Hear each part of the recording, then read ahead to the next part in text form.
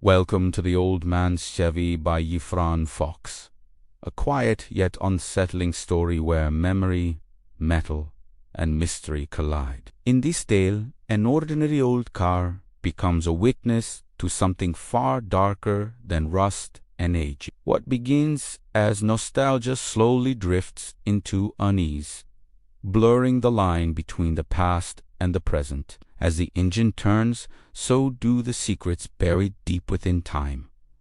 Sit back, relax, and let the story pull you in. If you enjoy atmospheric horror and psychological suspense, don't forget to subscribe to the channel so you never miss a story that lingers long after it ends.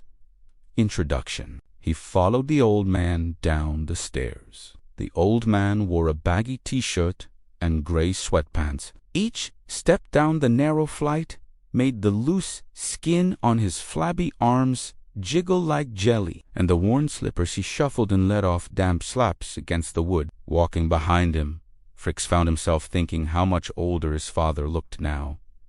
Older than the numbers behind his age would suggest, and maybe even smaller too. The man glanced back mid-step with the same expression he always wore, a look that sat somewhere between disapproval and disappointment. Fricks straightened instinctively, like a schoolboy caught chewing gum. Under the shine of his bald head, the man's face looked pallid and discolored, like he was coming down with the flu or still shaking off a long night of drinking. They descended into the garage. The old man flicked a switch, and after delay, the overhead fluorescents buzzed and blinked to life. The sterile white light revealed the room, impeccably clean, everything in its place, parked dead center, a raven-black Chevy Chevelle cess gleaming like a monument. The old man stood with his arms crossed over his broad chest, silently admiring the car. Fricks knew how much he loved that thing. Maybe more than him, maybe more than anything else he'd ever had in his life. And to be fair, it was a nice car. Fricks hovered near the stairs, unsure what was happening. The man reached deep into the pocket of his sweatpants, then tossed the keys to him in a lazy underhand. "Go on," he said. "Try her out." Fricks caught the keys and blinked at him, stunned. For a second, he wasn't sure if this was a joke. The old man urged him again with a nod. "Come on, she ain't gonna bite ya." Fricks climbed into the car's low leather seat, gripped the wheel with clammy hands, and slid the key into the ignition. He looked up at his father, who stood peering in through the passenger side door, watching him closely. Fricks turned the key. The engine came alive with a deep-throated walk. His lips curled into a grin before he could stop himself. The sound, the feel, its power was tangible, like roar of thunder resonating through quiet summer skies. He'd only been in the passenger seat a few times as a kid. He'd never even touched the steering wheel before. And now, sitting behind it, he felt something bloom in him. A strange, swelling sense of power.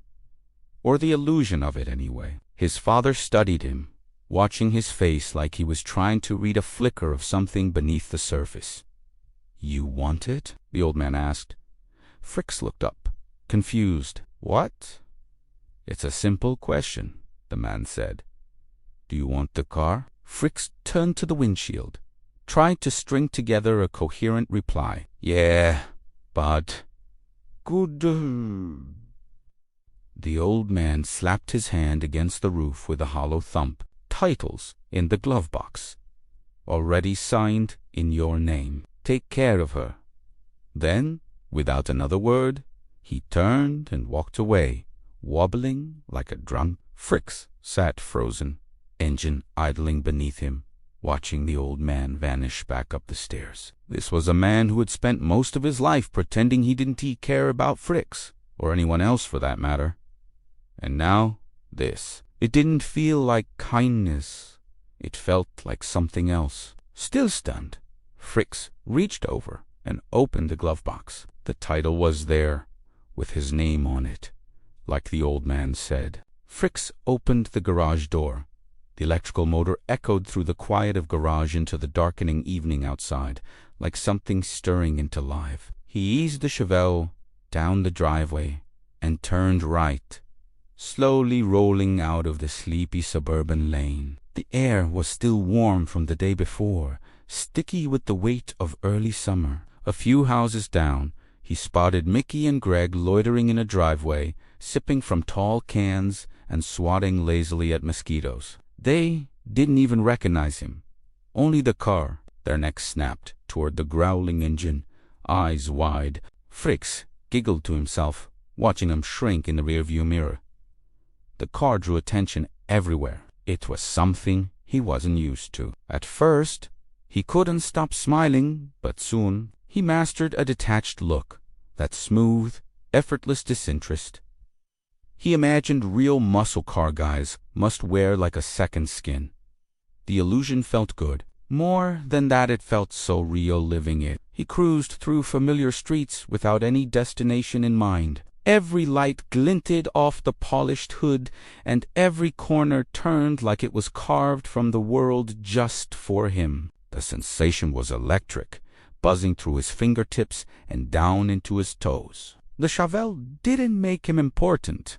He knew that, but it felt like it did, and that felt so intoxicating. He thought about hitting a drive-through, but realized he hadn't brought any money. The gas tank wasn't full either, though he'd still had plenty. He glanced at the gauge and wondered just how much it cost to feed a beast like this. Probably more than he could afford. And then it hit him.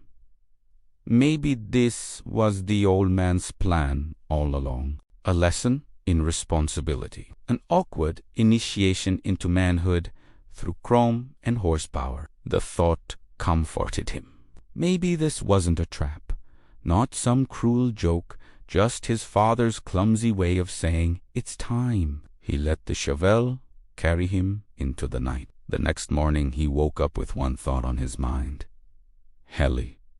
Picking her up, showing her the car, seeing that spark in her eye.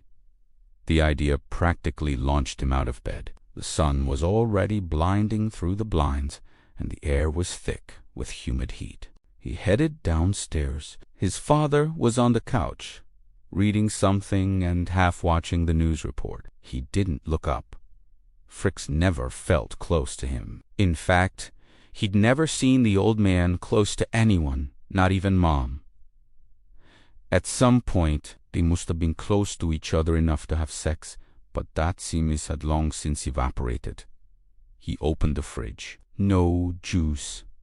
Someone had left the milk out on the counter. Too impatient to brew coffee, he poured a glass of it and chugged it down. It was warm and slightly sour. Regret pooled on his tongue. Should have gone with tap water. To reassure himself, to confirm that the car hadn't been a dream. Or worse, a drunken mistake of a man who was turning senile before his time. He spoke up casually. "Gonna take the car out." The old man didn't even look up. "It's your car," he said flatly. Well, that was that then. It was early still, but the heat was already rising off the pavement in slow, warping waves. Fritz rolled the windows down, letting the hot air press into the cabin, refusing to turn on the AC.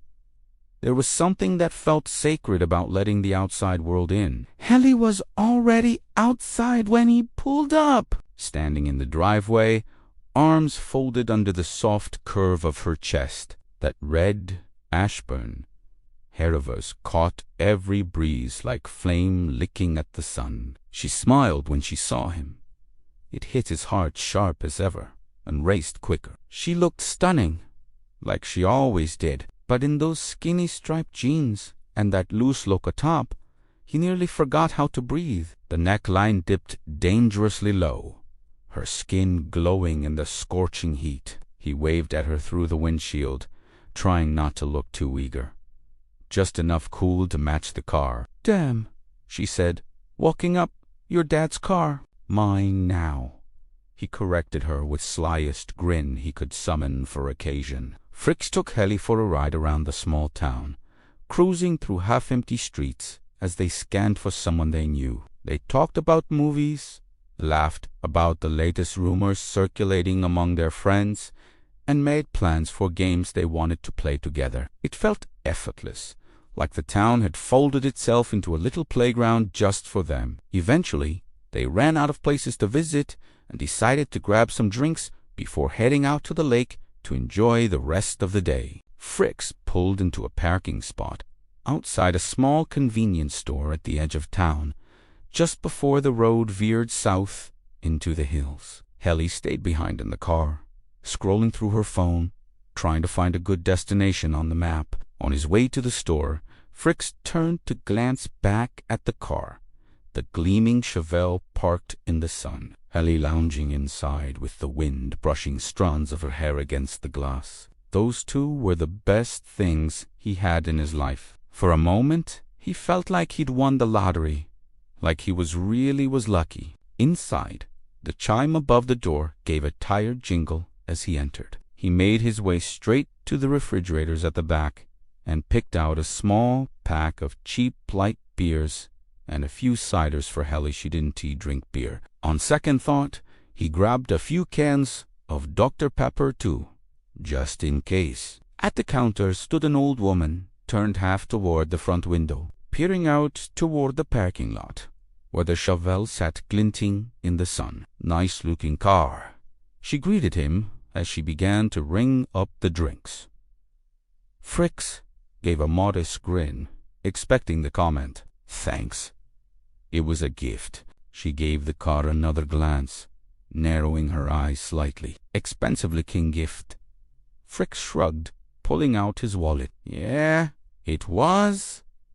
While she slid the drinks into a paper bag, she added, without looking up, "One way or another, we all end up paying for what we get. Just make sure you don't pay more than it's worth." Fricks wasn't sure how to respond. Was it just old person wisdom? Or a weird Christian parable he didn't recognize? He didn't want to be rude. "Thanks," he told her with a smile. "I'll try to keep that in mind. And thanks for the drinks." He took the change from the little coin plate shaped like an open hand and slipped it into his pocket. Just as he was about to leave, the woman grabbed a folded map from a nearby stand. "Here," she said, tucking it into the bag. "Might come in handy." "Oh, you don't have to," Frick started, but she waved him off. "It's no bother. No one buys those things anymore anyway." He nodded, gave a polite thanks, and walked back out into the sun. As he neared the car, he glanced back toward the shop and saw the old woman, S-lined face, watching him from the window. There was something about her gaze, steady, unreadable. He shook it off. Helly climbed into the passenger seat just as he reached the car. Fricks handed her the grocery bag and slipped behind the wheel. "So," he asked as he pulled out of the parking lot, "did you find a good spot?" Helly nodded, digging through the bag for a can of Dr. Pepper. "Yeah. Head south, out of town," she said, holding out her phone. "This one looks promising." Fricks pulled out of the parking lot and turned south, the Chevelle rumbling as they left the last edge of town behind. A long stretch of cracked asphalt opened ahead, flanked by yellowing fields and occasional wind-blown trees, the kind that seemed stuck in a permanent.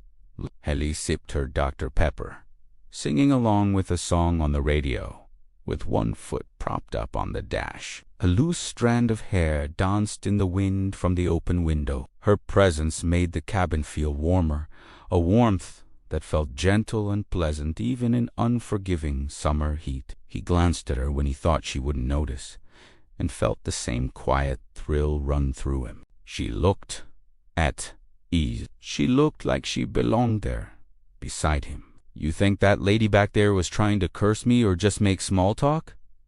he asked, uncomfortably smirking. Helly blinked, confused. "What?" "The old woman at the counter said something about paying for what you get. Cryptic endovase, kinda vibe, then gave me a free map like I'm a cowboy headed out west. Helly laughed, resting the can between her thighs. Maybe she's psychic, or maybe she's just old. They all get spooky after a certain age. Yeah, Fricks muttered, still smiling. It's still weird, though. He tapped the wheel lightly, eyes on the road. The tires hummed over the uneven surface. The car handled smooth, smoother than anything he'd ever driven, like it wanted to eat up the miles in front of them. Anyway, Helly said, pointing at the map app on her phone, it's about 20 minutes out. There's a lake with a few docks and a boat rental, but it looks deserted. No reviews? I think it's one of those places people forgot existed, which means no crowds. Or if we are lucky, no one at all. Fricks nodded. Perfect. They passed a road sign half covered in vines. The paint was worn thin, but he made out the name. Sundown Point Road. The name stuck with him, though he didn't know why. As the car dipped into a curve, surrounded now by dense tree cover and cicada buzz, the light changed. Shadows spilled across the road in long ribbons, making it harder to tell how far they'd come.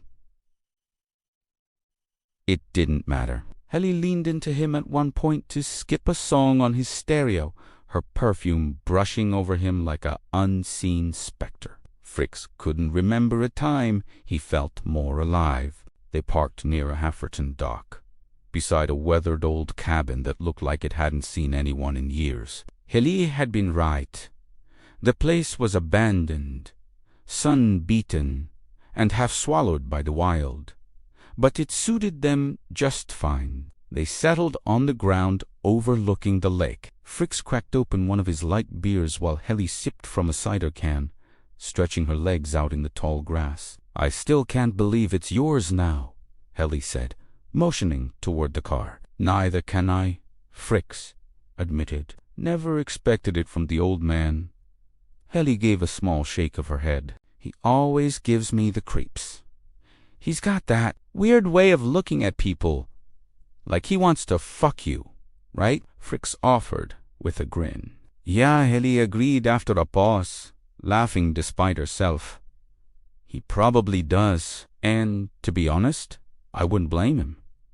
Fricks admitted with a smile. They both cracked up, and the moment felt weightless, like something held out of time. Helly produced a small plastic bag from her pocket, a dense little nug of cannabis that she snagged from her older sister. Fricks rolled it into a joint, and the two of them shared it in the dying light of passing day, soaking in the feeling of being completely untethered. No school, no parents or other obligations, just the low, quiet water and the wind sighing through the reeds. When the shadows of the overgrowth began to stretch long across the clearing, the place took on a different shape, not yet frightening, but tilting toward something less inviting. They decided it was time to go. Back in the car, Helly sparked another joint for the road. Fricks should V said something, the idea of his dad catching the smell in the interior gnawed at him, but he didn't.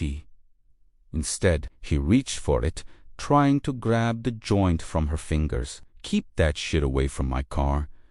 His hand caught the side of her face instead, a sloppy, misdirected swipe that snapped louder in the air than it should have. The moment froze. Helly turned to him, stunned. Her eyes watered instantly. Disbelief and hurt of betrayal etched plainly across her face. Fricks's heart sank, consumed in by the hole that was splitting his chest in half. Helly, I didn't mean to, but it was too late. She tossed the joint out the window, her expression flattening into something distant, her gaze turned away, fixed on something far away outside the window. Just drive me home, she said. There was nothing he could say to fix it. Not then, maybe not ever. He let her out near her driveway. She slammed the door without a word and walked off in a storm of silence. Fricks sat for a while before heading home, convinced he'd be able to make it right eventually, with time. He just needed to give it space. That summer, his father died. He tried, later, to patch things up with Heli. A message here, a call there, but eventually, that too was lost, consumed by turbulent unfolding of life. And now, he wasn't even sure if he'd seen her again after that day. 20 years later, Frick splashed cold water onto his face and leaned over the sink, letting it drip from his chin as he stared at himself in the mirror. The man looking back at him wore an expensive tailored suit that fit like it was grown on him. He looked sharp, calculated, in control, someone successful. He smiled at the reflection, not out of vanity, but as a quiet acknowledgement of the deal he had just closed. The adrenaline was still tingling in his limbs, a residual high that he often got after getting what he was aiming for. He was good at what he did, not the best, but good enough to thrive. His hairline had long since lost its war against time. There had been a year or two of pretending, justifying the dye, the subtle comb-over. But he'd let all that go. Now his scalp was clean and gleaming under the halogen lights. And strangely, he liked it better that way. A look of finality, no more pretending. It had never really been about the money, he told himself. Not at first, but somehow, when he started earning enough to cover the bills got bigger. And the more he earned, the more he had to chase.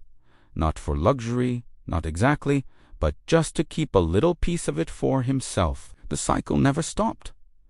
Eventually, he decided he was good at it, and that was that. Life dragged him on too fast for second guessing. He patted his face dry with a monogrammed towel, exhaled, and stepped back into the main room of his office. The skyline stretched beyond the floor-to-ceiling windows, a vast expanse of steel and motion. Somewhere down there, people rushed between obligations, chasing whatever it was they told themselves mattered, just like he did. From a carved antique cabinet tucked beside his bookshelf, a piece he had commissioned during the same period he finally shaved his head, he retrieved a bottle of bourbon. Behind its polished doors was enough liquor to flatten a small football team in their cheer squad. He poured himself a drink, savored the deep amber color, and took a slow sip. Moments like this were brief. He learned that you had to claim them before the next thing came crashing in. And, right on cue,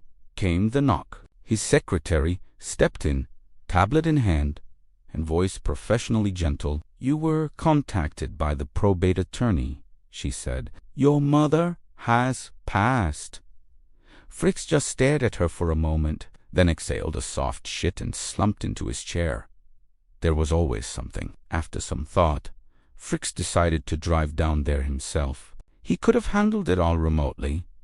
A call to his attorney would been enough. The paperwork, the property, whatever was left behind, they could have taken care of everything. But he opted to make their drive. Maybe it would be a welcome shift in pace, like a vacation minus all the good parts and fun memories. Or maybe, and he wouldn't say it out loud, there was something else, a quiet impulse, buried somewhere under the polished veneer of his adulthood, to retrace his steps, to revisit a place where he still had hair and dreams and time to waste. He took a week off, left the office keys on the desk like he might never need them again, and headed out the next afternoon. The old Chevy Chevelle his father had given him still waited in his private garage. He had other cars, now newer ones, smarter ones, but none of them felt like this one. It was a relic, a time capsule of sorts, and he'd spared no expense keeping it that way. A few years back, he'd paid handsomely to have it repainted in the original raven black with 2 maroon stripes down the hood, restored the interior with matching leather and stainless trim. It was showroom perfect now. Not a scratch on it, not a speck of dust. He packed light, just a change of clothes, some toiletries, and a pair of sunglasses. The drive would take maybe 4 or 5 hours at most, enough to let the road unravel his thoughts and leave room for whatever came next. The idea comforted him. He hadn't felt that kind of forward motion in a long time. The reason for the trip was grim, but somewhat expected. His mother had been old and fragile. Die nu studenti começadan. The probate attorney had already told him the funeral was over.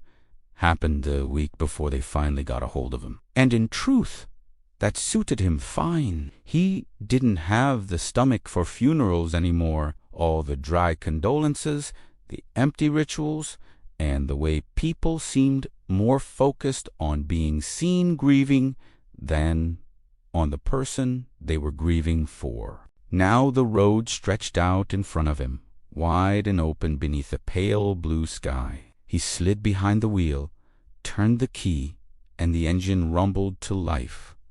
That same low, powerful growl he remembered and adored. He pulled out of the garage and into the sunlight with the windows down, letting the hot air rush through the car. The smell of leather, a trace of old gasoline, and faint nostalgia filled the cabin. By the time he merged onto the highway, the last strands of office noise and spreadsheet deadlines were gone. Just the hum of tires on asphalt, the roar of the Chevelle's engine, and the faint taste of anticipation on his tongue. This wasn't a homecoming, and it wasn't exactly a reckoning either. But something about it felt like a beginning. After driving for a few hours, Fricks decided to stop at a rest stop. Not because he was particularly hungry, but more to give the trip some weight. Something tactile to cut up the long, dull stretch of road. He followed a sun-faded sign that led him off the highway to a worn-out rest area, a small gas station barely clinging to life, and just beyond it a low-slung diner with sun-bleached siding and a neon sign that buzzed faintly even in daylight. The parking lot was large enough to accommodate big rigs, and several were parked near the back behind the diner. To the right stood a small, freestanding restroom building, cinder block walls cracked with time, roof slightly sagging, and clearly built long before the diner itself. Fricks parked in front of the diner, wedged between a weather-beaten pickup and a dented SUV. The heat hit him as he stepped out into humid and thick air, the kind that clung to your clothes. He stretched his legs and took in the place. The highway noise was just a dull whisper here, distant and strangely comforting. At the far corner of the diner, two women leaned against the wall under a sliver of shade, smoking and watching him with the kind of quiet, transactional hunger that made his skin crawl. Working girls, no doubt. Their heavy eyeliner, worn heels, and jaded stares told the whole story. Fricks avoided their gaze and headed for the entrance. The double-glass doors creaked when he pushed them open. Inside, the place felt more like a rundown bar than a roadside diner. A long, scratched hardwood bar ran the length of the room. A pool table sat off to one side under a crooked ceiling fan, and a handful of booths lined the windows. One was occupied by an elderly couple, slumped in silence over barely touched food. The air smelled of stale beer, cigarette smoke, and something harder to place, like mildew and old grease left to fester. Fricks hesitated near the entrance, taking it in. The place had an odd, closed-off energy. Not hostile, exactly, but not welcoming either. It didn't feel like a place meant for outsiders, more like a local haunt that had somehow gotten lost and let the highway grow around it. Eventually, he walked up to the bar. Behind it stood a massive man with a gut like a beer keg, wrapped in a grease-streaked apron that looked better suited to a butcher shop. His skin was sallow and damp-looking, and one of his eyes was a pale, milky white. The rest of his hair, what little he had, was thin and wet-looking, combed back across his shiny scalp. Fricks ordered a coffee and a burger, figuring that was the safest bet. The man gave a grunt and shuffled through a swinging door behind the bar, barking something in a language that may have once been English. Fricks took a seat at the counter, where the stool's cushion let out a faint wheeze beneath him. The bartender re-emerged, slamming a paper cup of coffee in front of him without ceremony. Fricks took a sip. It was bitter and burned his tongue. Perfect. A few seats down, a heavy-set man sat nursing a long-neck beer above half-finished plate of ribs. Watched Fricks with thinly veiled interest. Not the friendly kind of curiosity. More like the kind you get when someone's trying to place whether you're a cop or just another fool passing through. Fricks tried to avoid his gaze and turned his back to the counter. Watched boring scenery of parking outside the window. The longer he sat, the more he realized the strangeness of the place didn't come from anything overt. There were no overtly bizarre details. No broken furniture or red flags. Just something. A sense that everything was about 2 degrees off. Like the lighting was wrong. Like the people didn't blink often enough. He glanced toward the door, considering whether the coffee was worth the vibe. Then he remembered he wasn't here for sustenance. He was here to slow down, to give the journey a texture. He took another sip. Outside the window, something caught his eye. A shape walking slowly along the same narrow road that led from the highway. Fricks watched as the figure trudged closer, backlit against the muted glare of the midday sun. The walk was deliberate, almost too slow, like the man had nowhere to be. There was no urgency in him, like he had no particular reason for being there at all. Maybe his car broke down, Fricks thought, or maybe he lived nearby, though where exactly nearby was, Fricks couldn't guess. There didn't seem to be anything else out here besides heat, dust, and phantoms lost in past. The figure came into better view as he neared the diner. A lanky old man, skin pulled tight across sharp cheekbones. He wore a faded black t-shirt tucked into beige pants and a worn fedora perched crooked on his head. His posture was strange, both relaxed and rigid, like he was being walked rather than doing the walking himself. Before Fricks could get a better look, the bartender appeared again, setting a red plastic tray in front of him. The burger and fries looked as sad as he'd imagined. A puck of overcooked meat, a limp slice of tomato, a shred of lettuce, hanging out the side of a soggy bun. He took it in strides. The bartender refilled his coffee without asking, then turned his attention back to the big man down the bar. They muttered to each other in tones too low to catch. Fricks took a few mechanical bites of the burger, washing it down with scorched coffee.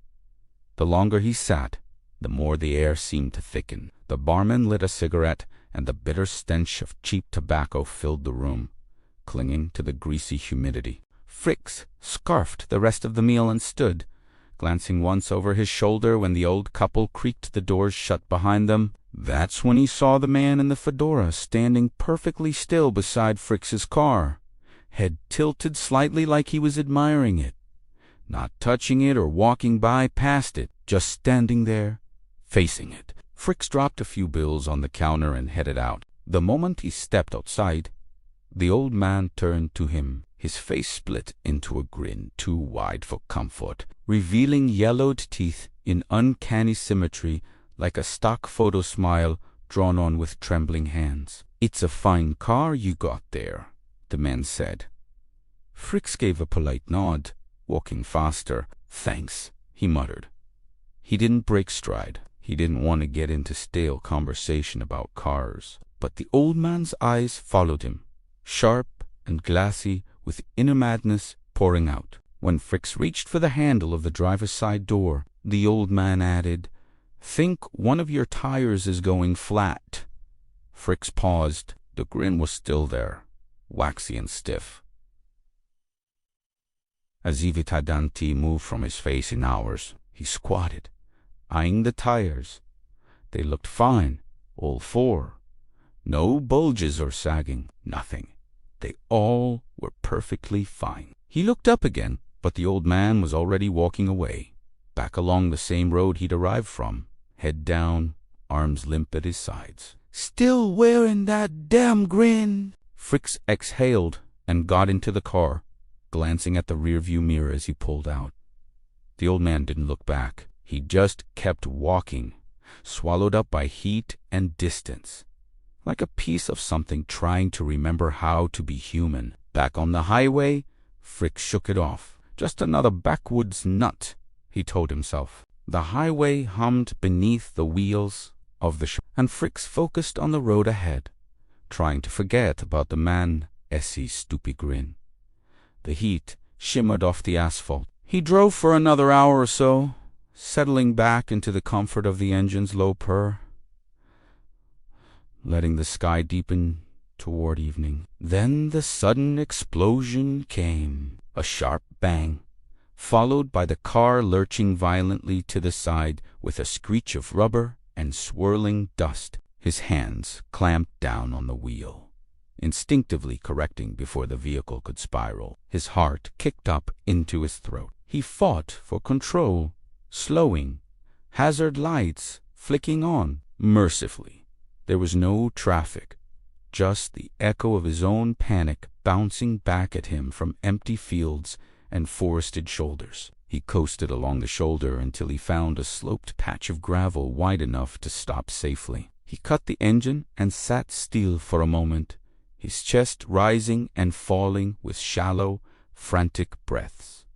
He already knew what it was. He didn't want to look. The right rear tire was shredded, torn open like an animal had taken its teeth to it. The rubber hung in black, wilted petals around the wheel rim, completely useless. And despite himself, the old man's words came creeping back like a eerie ghost. He forced himself to stay rational. Tires pop, especially old ones, particularly when you've been pushing a car like this down a long stretch of sun-baked highway. It was just bad luck. He climbed back into the Chevelle to grab his phone, ready to call roadside assistance and be done with it. The screen was black. No vibration, no blinking light, nothing. Dead. He stared at it a moment longer than he should have. He reached for the glove compartment, rummaging through the scattered contents in search of a char USB lighter port. Anything, but he knew he didn't had anything. Great, he muttered. He sat there in silence, weighing his options. There was no way he was turning back toward the diner, not after that. And even if he did, how far was it? 5 miles? 10? It could have been 24, all he knew. Nothing on the way here had stood out as a better option. Maybe he had a spare, he thought. He popped the trunk and stood there, almost not daring to believe it would actually be there. It was.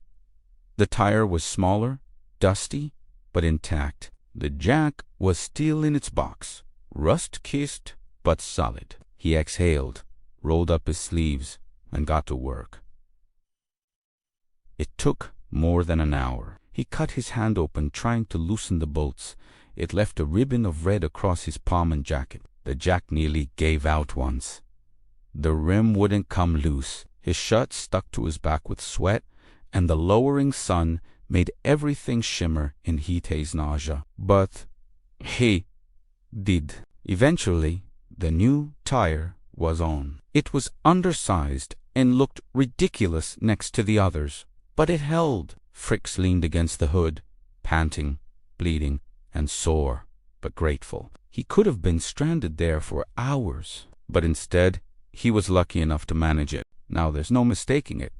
By the time he rolled into his old hometown, the sun had dipped below the tree line and painted the sky in bruised, worn pastels. It didn't look like he remembered. Everything was smaller and more dilapidated, bleached and rotted by the years. A pregnant woman in a bikini top and denim shorts stood barefoot in front of the gas station, puffing on a cigarette like she was bored of existence itself. She gave him a look as he passed, something between disinterest and suspicion, and walked inside.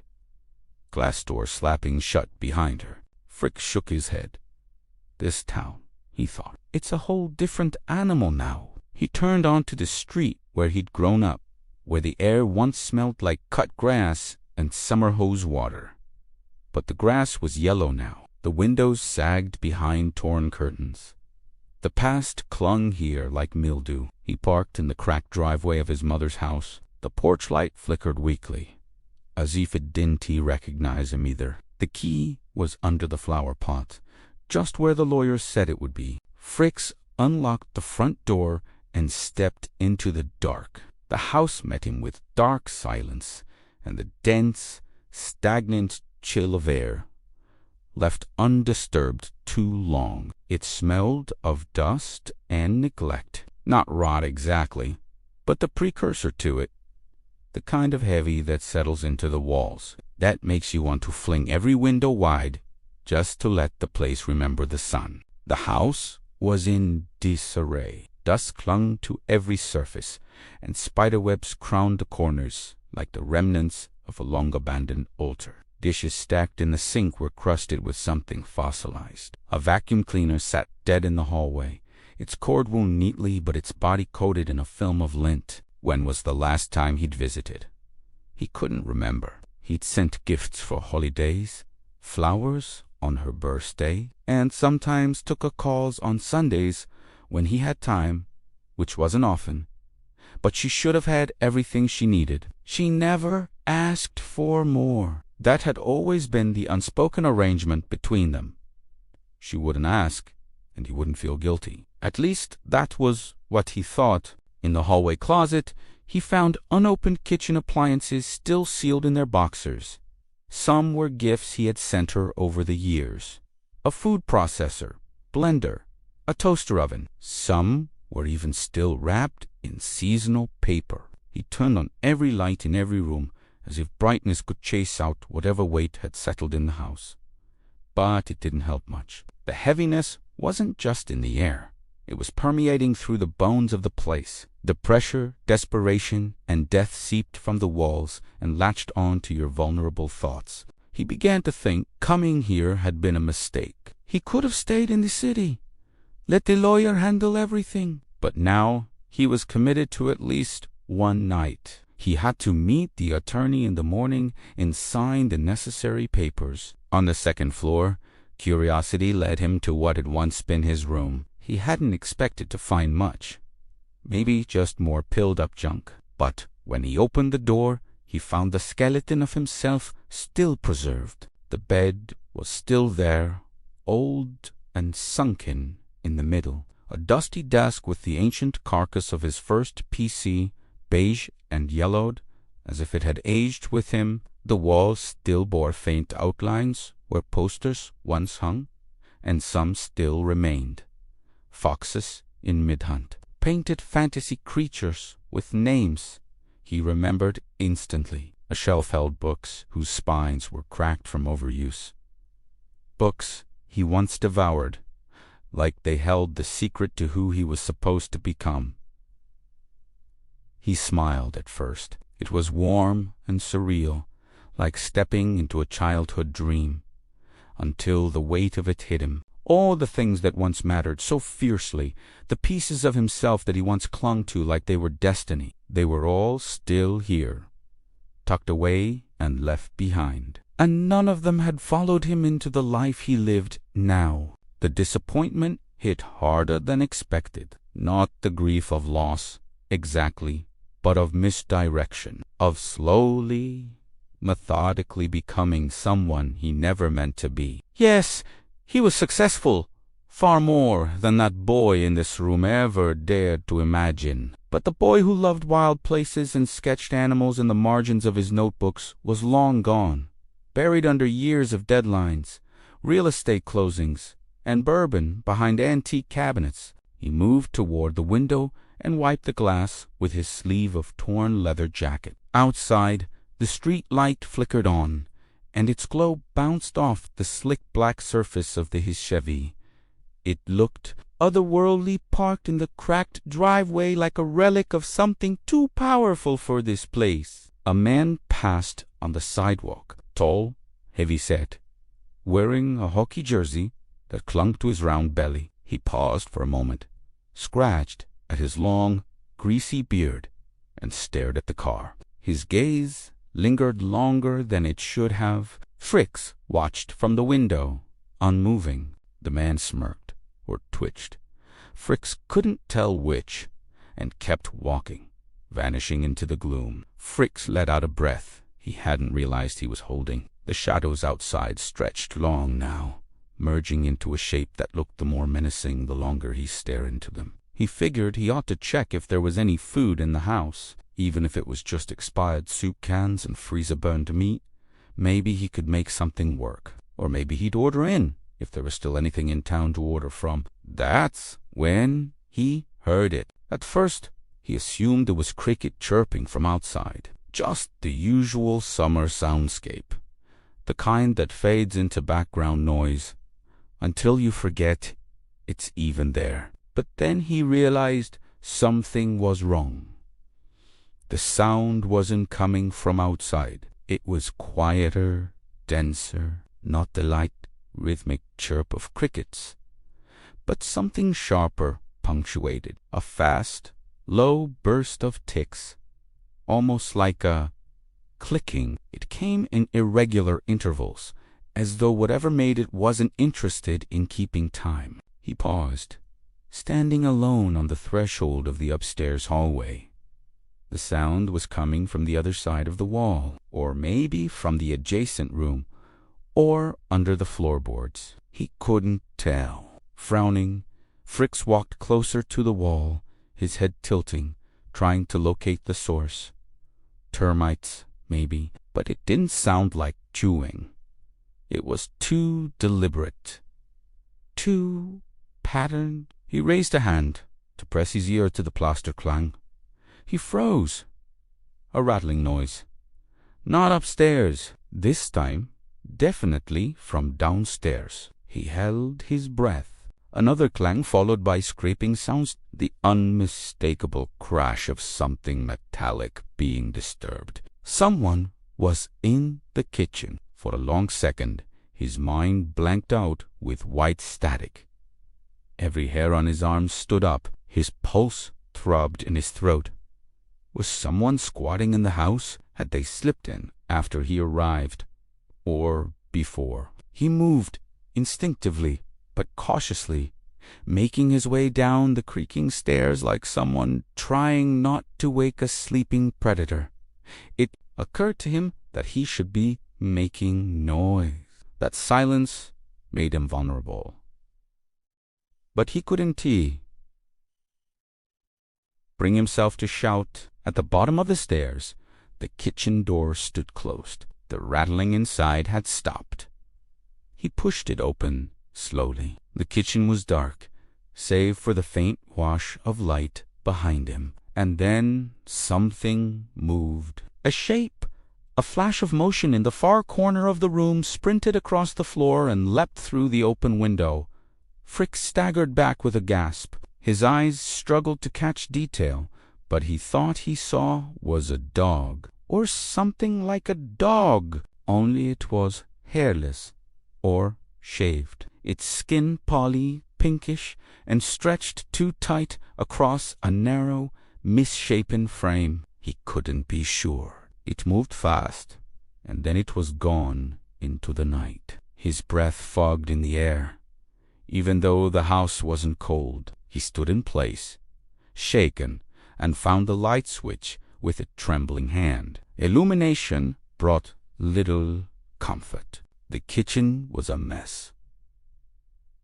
Drawers half open, pots and pans tossed across the floor. Broken plates and mugs crunched underfoot. The lower cabinets had been clearly ransacked.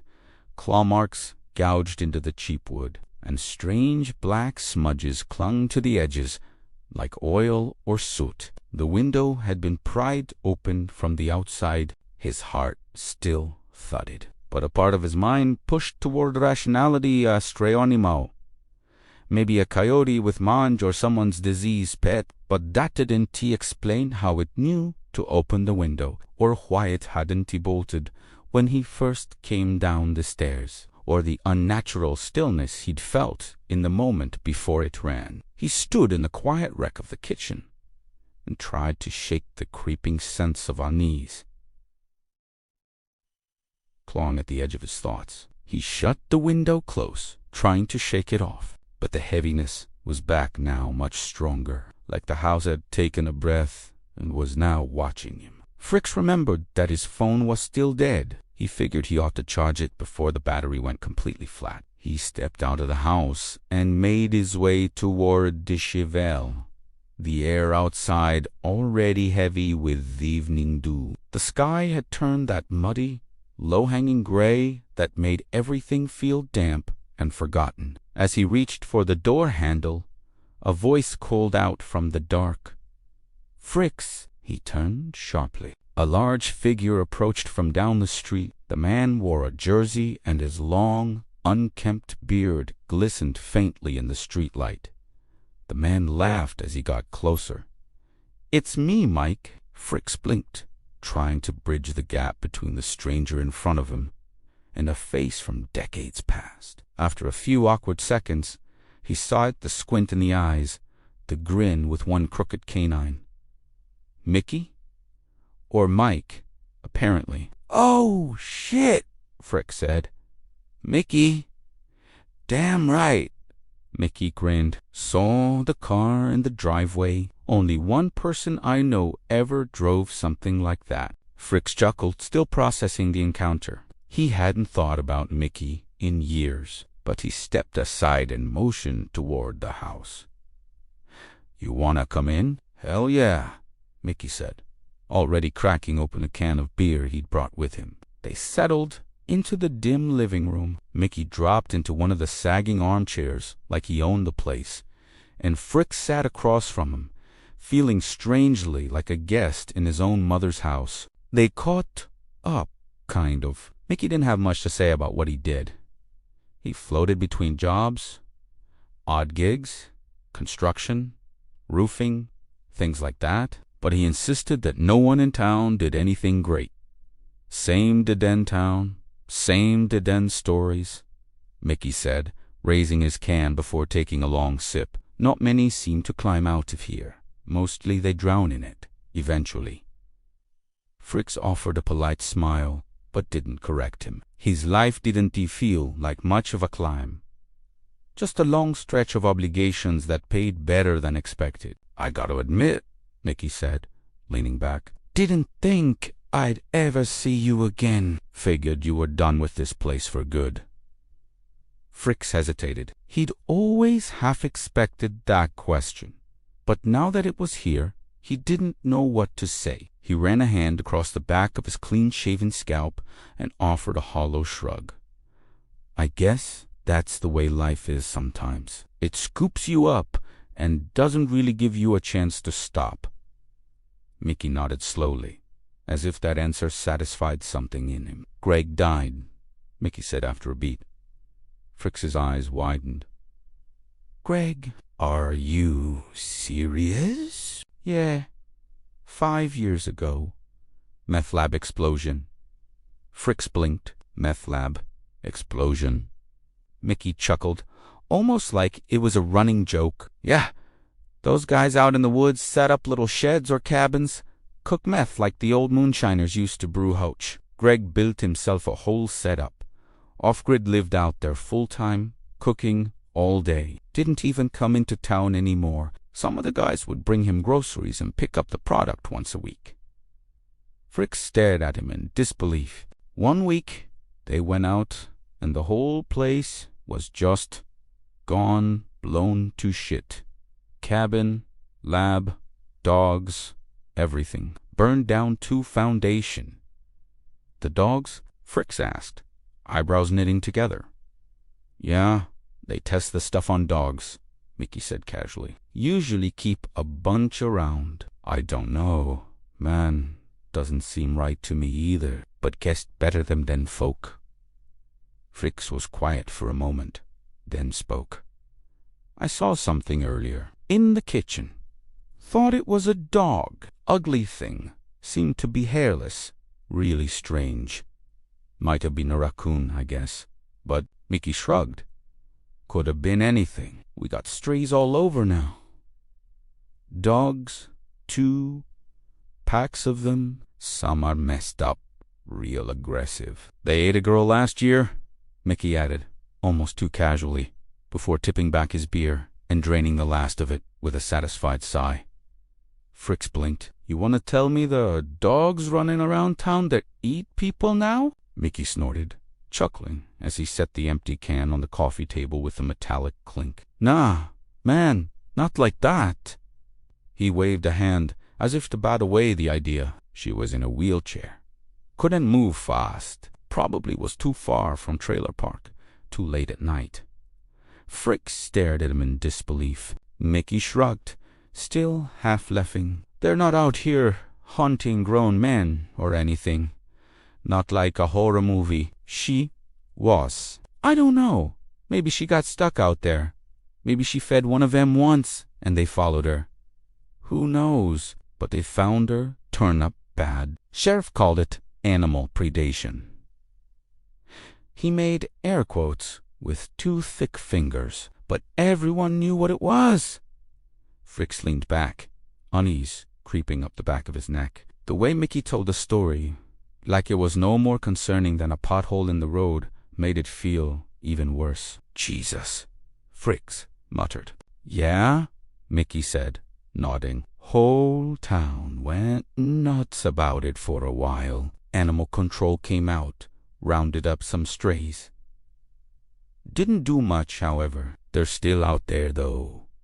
Frick sat quietly for a moment, then gave a short laugh, trying to dismiss the chill crawling down his spine. Sounds like a good, small-town legend. Something passed around enough times it starts to feel real. Mickey raised an eyebrow, grinning. Yeah, maybe. But I still would steer clear from any packs of stray roaming the streets. Fricks nodded absently. His mind drifted to that clicking noise in the walls, and the image of that hairless thing leaping through the window. For all Fricks knew he might have encountered a wild raccoon. Mickey's tale of stray PCP rabid killer dogs seemed far-fetched. When no more beer was left in his can, Mickey stood up, looking around the room like he was seeing it for the first time, before asking if Fricks had anything to drink. Fricks felt like he could use one himself, but doubted his mother had left anything decent behind. He shook his head, admitting he'd only just arrived and wasn't even sure if there was anything to eat in the house. Mickey eagerly suggested they drive to the liquor store and pick something up, pitching it as a beer run with promises that it would be fun. Fricks hesitated, unsure if he wanted the evening to stretch any further, but the thought of being alone in that cold, cluttered house was worse. And maybe this kind of night was part of why he came here in the first place. Besides, he did need a drink. They got into the car, and Mickey guided him through the familiar but now distant streets to the local liquor store. As they drove, Mickey admired the interior, running his hand along the door and dashboard like it was something sacred. He admitted how he always thought it was an awesome ride. Yeah, love this car. Fricks admitted with an involuntary smile as his fingers tapped lightly on the wheel. Even after all these years, I still can't get tired of it. Mickey sagged deeper into his seat, stretching his legs out. Yeah, I bet. Always thought this ride was something else. I had it redone a couple of years ago, Fricks said after a beat. Paint, interior, everything. Figured if I was going to keep it, might as well keep it right. Looks brand new. Mickey nodded in approval. You take care of it? Yeah, she's special. Part of the reason I decided to drive down instead of fly. Figured it'd be good to give her some road time. Though he rubbed the back of his neck, she gave me a flat about an hour out. Had to change the damn thing on the side of the road. No shit. Yeah, took me over an hour, ripped my jacket, and got this. Frick showed him the bandaged gash between his fingers. But I got it done. Just need to get a proper tire before I head back. Mickey assured him he knew the guy who ran the local body shop and promised to give him a call first thing in the morning. The liquor store was tucked off the main drag, its simple neon sign reading High Pines glowing in soft red and yellow above the entrance, casting a broken halo over the cracked pavement below. Something about it reminded Fricks of that weird rest-stop diner he passed on the way in. Same kind of offbeat, wrong time, wrong place atmosphere. When they stepped inside, Mickey headed straight for the back of the store, clearly on a mission. There was no mistaking it. Beer was that man's lifeblood. Fricks wandered toward the counter where the hard liquors were displayed behind the counter. An old, rail-thin woman stood behind it with a tired look on her face, like her shift had been twice as long as her patience could afford. Fricks didn't recognize many of the labels on the shelf, but picked out a bottle of bourbon that looked halfway decent. By the time the woman reached for it, Mickey was already back with 2 cases of beer and grinned. "You better make that 2. The woman looked at Fricks for confirmation. He nodded, and she pulled another bottle from the shelf. He paid for the lot. It wasn't anything major, but Mickey didn't even pretend he might pay for his share. Still, it didn't bother Fricks. It did seem like more alcohol than either of them needed for the night, but Mickey was insistent. They got back into the car. Mickey was buzzing with excitement like a schoolboy on a road trip, and some of it bled into Fricks, even though he didn't want to admit it. Fricks started the engine and turned to him. "You know, anywhere we can pick up something to eat?" Mickey cracked open one of the beers and took a few greedy gulps before answering. "Yeah, there's this place that makes killer pizza. Sure, pizza would do." Mickey cleared his throat before speaking again, sounding almost nervous. "Heck, can I, take her for a spin?" Fricks hesitated. He wasn't sure it was a good idea, but he didn't want to shoot down his childhood friend. Even if Mickey seemed a little strange now, like a teenager who'd never grown up, just got fatter and hairier, he still seemed all right. "Sure," Fricks nodded. "Why not?" Mickey chuckled, almost giddy, as they swapped seats. They pulled out and headed toward the pizza place. At first, Mickey handled the car fine, but then Fricks noticed something off. Mickey seemed to slump forward in the driver's seat, his head low, like he was having trouble seeing the road. "You all right?" Fricks began, but before he could finish, Mickey's head snapped back against the seat, mouth hanging open, drool sliding down his chin. Fricks's chest tightened with alarm. "What's wrong with you?" The car began to drift toward the shoulder. They weren't going fast, but the steering was loose in Mickey's hands. Fricks lunged for the wheel, yelling, "Snap the fuck out of it." But Mickey didn't respond. The Chevelle swerved and clipped a road sign, the crunch of metal tearing through Fricks's gut. The impact jolted Mickey like a slap. He came to, wide-eyed and screaming, scrambling in his seat as if trying to grab something that wasn't there. His arm knocked over the beer in the cup holder, sending it spilling across the console before he kicked the door open and stumbled out. Fricks climbed out, heart pounding, to see the sign now crooked, one headlight shattered, a long scrape down the side of the car. He turned on Mickey. "What the fuck, Mickey?" Mickey crouched on the curb, panting like he'd just finished a marathon. "Sorry. It's he." Coughed hard. "Seizures. I didn't mean to." "Seizures?"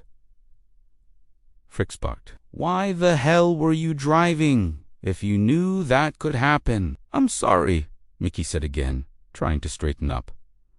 "I haven't had one in a while. Started after a logging accident." "This tree," he trailed off, eyes drifting past Fricks. "Fuck," Mickey muttered suddenly. Fricks turned to see what he was looking at. Down the sidewalk, a man in a hat was walking toward him. His face was lost in shadow, but something about the steady pace made Fricks uneasy. "We gotta get out of here," Mickey said, urgency creeping into his voice. "I don't know," Fricks replied. "Maybe we should report it insurance." "My cover." "No."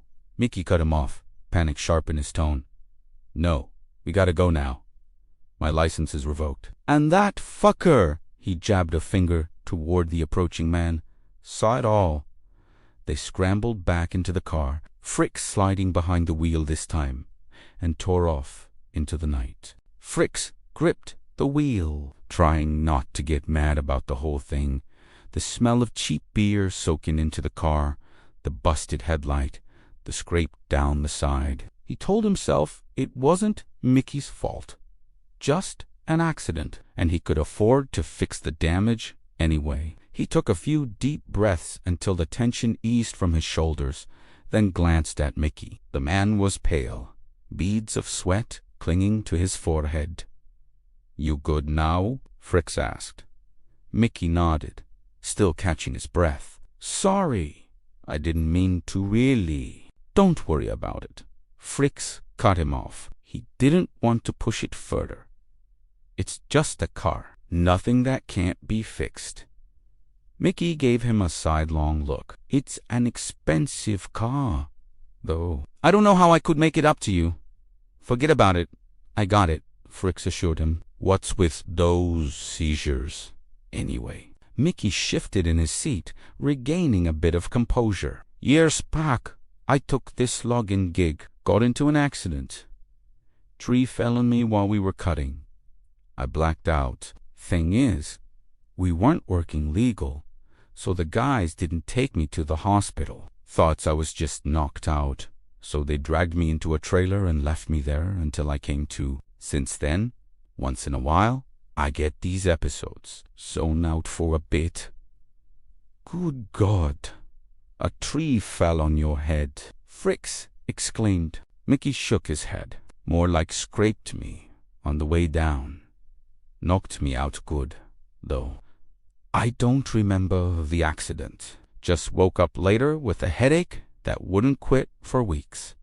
He reached into the back seat, grabbed another can of beer, cracked it open, and took a long drink before continuing. "Worst part was, when I came to, I was alone, laying on this rotting mattress in an abandoned trailer in the middle of the night. The guys I was working with must have thought I was going to punch out right there, so they just left me. Took me a while to stumble back to town." "Shit, dude," Fricks muttered, glancing at him as he gulped from the can. Mickey grinned, almost proud. "That's the way she goes sometimes." Fricks erupted into laughter before catching himself.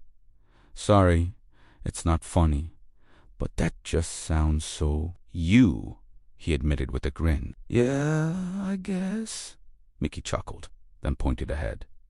"Turn in here. Place is down the street." They pulled up to a small pizza joint wedged into the corner of a squat building, its faded sign barely catching the yellow glow of the streetlight. A few empty outdoor tables sat abandoned under the lamps, casting long shadows onto the cracked pavement. The place looked deserted, probably near closing. Fricks sat with the engine idling for a moment, then glanced at me. "Give me one of those beers," he said. Mickey grinned and handed one over without hesitation. Fricks popped it open, the bitter scent of cheap lager hitting his nose. He didn't much care for beer, but right now he needed something to steady himself. Only now did the weight of the evening hit him. How close he'd come to getting mangled or worse. The thought felt surreal, hanging over him like static. He took a sip that tastes as flat as he remembered, then gestured toward the building. "They do deliveries?" Mickey shook his head. "Not anymore." His expression tightened. "Crackheads and the shit they're into now changed this place." He trailed off, staring at the half-empty can in his hand. Fricks let his gaze wander over the empty sidewalk and shuttered storefronts. The air felt vile here. The town thinner, somehow hollowed out of the soul it once had. "Feels different," he admitted. "Some still pretend it's okay," Mickey said, leaning back in his seat. "The rest, they're dragging the whole place to hell. It's like seasons. Every new breed of substance pushes it just a little further. From somewhere in the distance, a pack of dogs broke into a ragged howl." Fricks's eyes darted toward the sound, but the street ahead was empty. "Anyway," Mickey said, breaking the moment, Let's get that pizza before they close up. They settled on a large Hawaiian. Frick sat with Mickey outside the pizza place, nursing a beer while they waited. The air was heavy with the chill of evening moisture and smell of stale grease from the shop's vent. A rusty old pickup rattled up to the curb and lurched into a parking spot. A shirtless man climbed out, his eyes bloodshot, pierced nipples catching the yellow glare of the street lamp. He moved with twitchy urgency, stomping toward the pizzeria door. Just as his hand hit the handle, he twisted back toward the truck and barked, "Get Paps out so he can breathe some goddamn air." Then he disappeared inside, the door slamming behind him. On cue, a skinny woman stepped out from the passenger side. Her raven black hair was shaved on one side, a tribal tattoo pattern crawling up the exposed half of her scalp and spilling down her thin frame. She pulled an old wheelchair from the truck bed,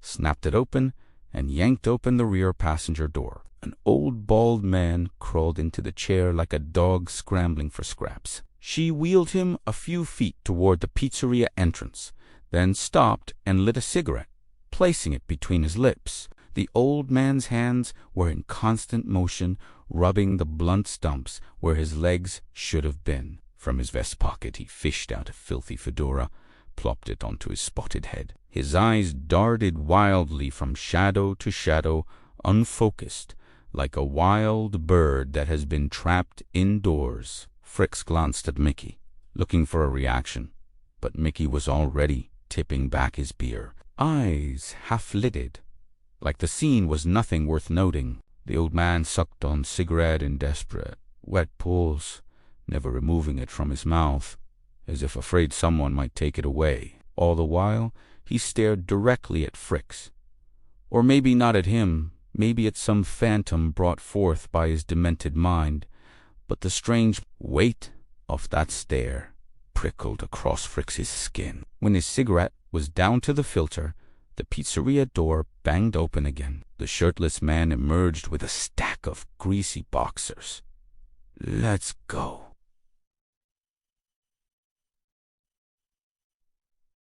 He barked. The old man opened his mouth wide, as if to say something, but no sound came out. His jaw just hung there, slack and trembling. The woman spun the chair around and wheeled him quickly back to the truck. Then, with surprising speed, the old man scuttled from the wheelchair into the back seat, moving in a way that didn't seem possible for a body that twisted and dry. The truck roared to life, backed out hard, and sped into the night. Fricks stared after it longer than he meant to. After a few minutes of silence, when Mickey still hadn't said a word about the strange couple, Fricks finally broke. "What the fuck was that?" Mickey lobbed his empty beer can toward the dumpster, missed by a mile, and kept talking like nothing was unusual.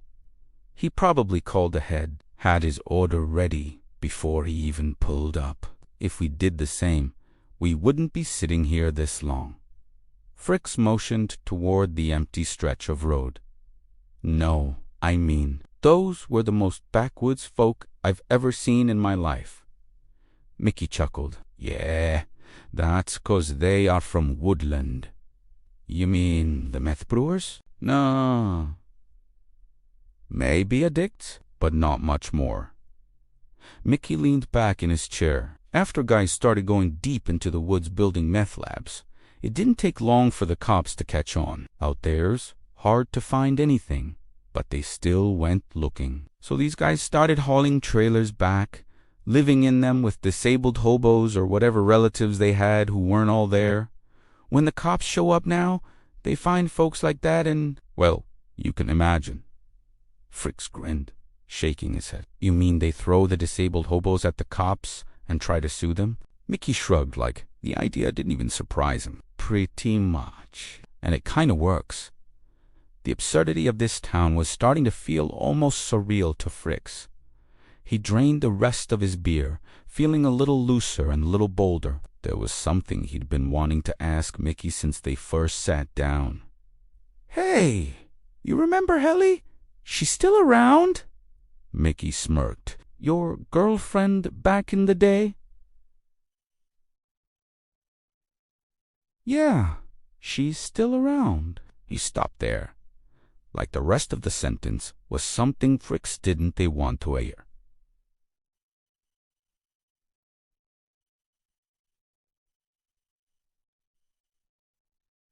Fricks gave him a flat look. "Go on." Mickey sighed. "She got married, got hooked on crack, divorced, and married again. Now she's living with some ex-con and his mom." Fricks winced. "Gosh, wish I'd never asked." Mickey nodded like it was a universal truth. "Yeah, that's the way she goes sometimes." Mickey stood straight in his dirty shirt. "Let's go see if the pizza's ready." Fricks followed, his mind still snagged on what Mickey had said about Helly. It felt like the years had dragged her through the same slow decay that hung over the whole town. He couldn't tell if it was sadness or shame gnawing in his stomach. He stepped up to the pizzeria door, hand closing around the handle. In the glass, his own reflection was there, and just behind it, faint but clear in the neon glow, sat the old crippled man from earlier. The fedora was tilted low, shadowing his face, but Fricks could still feel his vacant, unblinking stare. The man's hands worked in frantic rhythm motions, rubbing at the stumps where his legs used to be, over and over with an urgency that didn't belong to anything grounded in sanity. Fricks's heart kicked like he'd been jumped from behind. He snapped his head toward the lot, but there was nothing. Just the black Chevelle, its busted headlight catching the yellow spill of the street lamp. "Hey," Mickey called from inside. "You coming?" Fricks gave the empty pavement one last look before stepping through the door. By the time they got back to his mother's house, the pizza box started leaking greasy warmth through the cardboard box, and Mickey had already cracked the seal on one of the bourbon bottles. They settled in the living room, plates balanced on their laps, the smell of melted cheese and sweet hard liquor mingling in the stale air of the dusty house. Mickey poured them both stiff glasses before diving into a story about medicine, as he called it. He swirled the bourbon like it was wine. "Cannabis, man, that's what helps me from zoning out," he said. "Between bites of pizza, doctors won't do shit for me, so I had to figure it out myself. I got this little grow operation going out back." Before Fricks could ask, Mickey was already rummaging through pockets of his baggy pants, producing a substantial Ziploc bag stuffed with limp green buds. He dumped it onto the coffee table like he was revealing treasure. "Not bad, right? Olmy, planted and cultivated." Fricks picked one up, rolling it between his fingers. It smelled more like dried hay dipped in piss than anything he'd bought in the city. But he grinned. "Looks great, man." Mickey beamed like a kid showing off a school project. "Knew you'd appreciate it." They lit up, passing the pipe back and forth, chasing it with bourbon until the edges of the room softened and time blurred. The weed wasn't too strong, but it had that lazy, warm pull that made Fricks sink deeper into the couch. "I'm glad we met up again," Fricks said, the words slipping out before he could decide if he meant them. Mickey grinned through a mouthful of pizza. "Yeah, man, it's like no time passed." Fricks told him about that last summer before he left, how his father gave him Chevy, how things with Helly had unraveled in one stupid afternoon. Mickey listened, nodding, eyes glazed with ethereal wisdom fixed on him. When it was Mickey's turn, he drifted into absurd tales, half gossip, half horror stories about people drowning in their own addictions, scraping along the bottom with no way up. "Only reason I ain't down there with him," he said, pouring another drink, "is my condition don't rub right with all that synthetic crap they pump through this town now. Something about how tree trunk rewired my brain." Fricks didn't know if that was supposed to be comforting or tragic. By the time the bourbon was low in the bottle and the ashtray was choked with ashes, they were both too heavy-lidded to keep talking. Fricks offered Mickey the couch. he accepted without hesitation, curling into the cushions like he'd done it before. Fricks dragged himself upstairs to his old room. He scavenged blankets from the closet, dumped them onto the sagging mattress, and collapsed into the pile of them. The smell of dust and old wood filled his head, and the last thing he felt before sleep took him was how soft it all seemed now, as if the past had been padded over in something numb. Fricks woke to the faint sound of something scraping against glass. At first he thought it might be a branch brushing against the kitchen window in the wind, but the sound didn't sway or shift like branches do. It came in steady, deliberate strokes, more like claws dragging over glass. He pushed the blankets aside and stood, still heavy from liquor and smoke. The hallway seemed longer than it should have been, the floor tilting slightly under his feet as he moved toward the kitchen. Something felt wrong. Not threatening, exactly, but important, like he forgot something he was supposed to do. He pushed the kitchen door open and froze. Moonlight spilled through the glass, cold and poly, and he saw them long, jagged fingers curling over the sill. The frame creaked as the hands pried it open, and then the upper half of a man's body slipped in. Fricks knew that face, the old man from outside the pizzeria, the one in the wheelchair. Only there was no wheelchair now, and whatever was wrong with him before had morphed into something far worse. He moved with unnerving speed, dragging his thin, naked frame over the counter with insect-like precision. His skin was pulled tight over bone, his ribs jutting like the slats of an old fence, his mouth twisted into something between a grin and an animal's snarl. Fricks tried to move, but his legs locked beneath him. The old man's head jerked up, and his eyes, too bright, burning yellow like a reflection in an animal's gaze, pinned Fricks to the spot. He crept along the counter, never breaking eye contact, then crouched in the far corner like a waiting predator. His voice, when it came, was shockingly human. "Get out." The words were calm, almost conversational. "Get out." He barked louder, leaning forward. Then he was screaming it, full-throated, the words scraping into something guttural and inhuman. "Get out." The sound shattered whatever invisible holds had frozen Fricks in place. He jolted awake, heart pounding so hard it hurt, his skin slick with sweat. Fricks sat up in bed, gasping for air, his skin clammy with sweat. The old man's yellow eyes still burned behind his own eyelids every time he blinked. He rubbed his face and muttered to himself, "Just a dream, just some twisted bouzandweed hallucination." But then he heard it, a faint tapping from downstairs. He held his breath, straining to listen, trying to convince himself it was the house settling. Then it came again, a sharper tap, followed by a low, guttural voice. "Get out!" The sound knifed through him. He sat there, frozen, ears tuned to the silence that followed, until the voice came again, closer, or maybe just louder. "Get out!" Fricks swung his legs over the side of the bed and stood. He wasn't sure if he was still half drunk, still dreaming, or both. But something was happening downstairs, and he had to know what. The old wooden steps groaned under his weight as he descended. The living room was dark, its corners lost in shadow, but just ahead, by the kitchen door, he saw a shape crouched low. It was Mickey. "What the fuck are you doing?" Fricks demanded, his voice still hoarse from sleep. Mickey snapped his head around, his finger pressed to his lips. "She," he hissed. "There's something in there."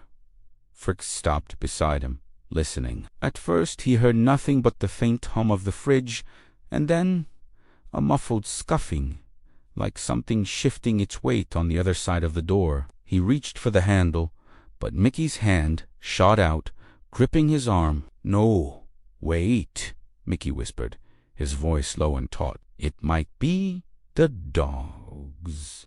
The way he said it, tight, clipped, carried something heavier than casual warning. This was the kind of fear you got from already testing a thing once and barely getting away. Fricks shook him off. It's no dogs, probably just a raccoon.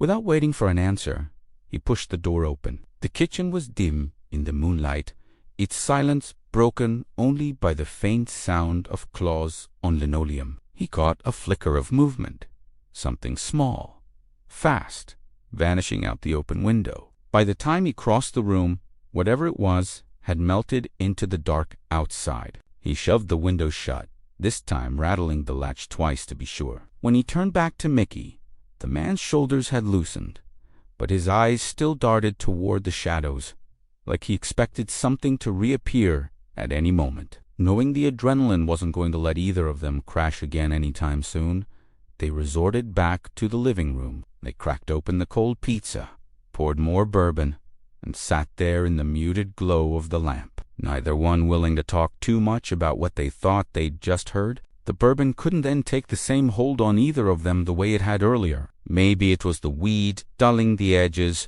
or maybe the strange interruptions of the night had pulled them into some stubborn clarity neither of them wanted. With the recent events still tugging at his thoughts, Fricks leaned back and studied Mickey across the table. "That story you told me," he said slowly, "about that man-eating pack of rabid dogs, was that real?" Mickey smirked, pouring himself another glass. "Oh, yeah. Multiple people actually saw it happen. That's the only reason it ever got out. But I can tell you more than that."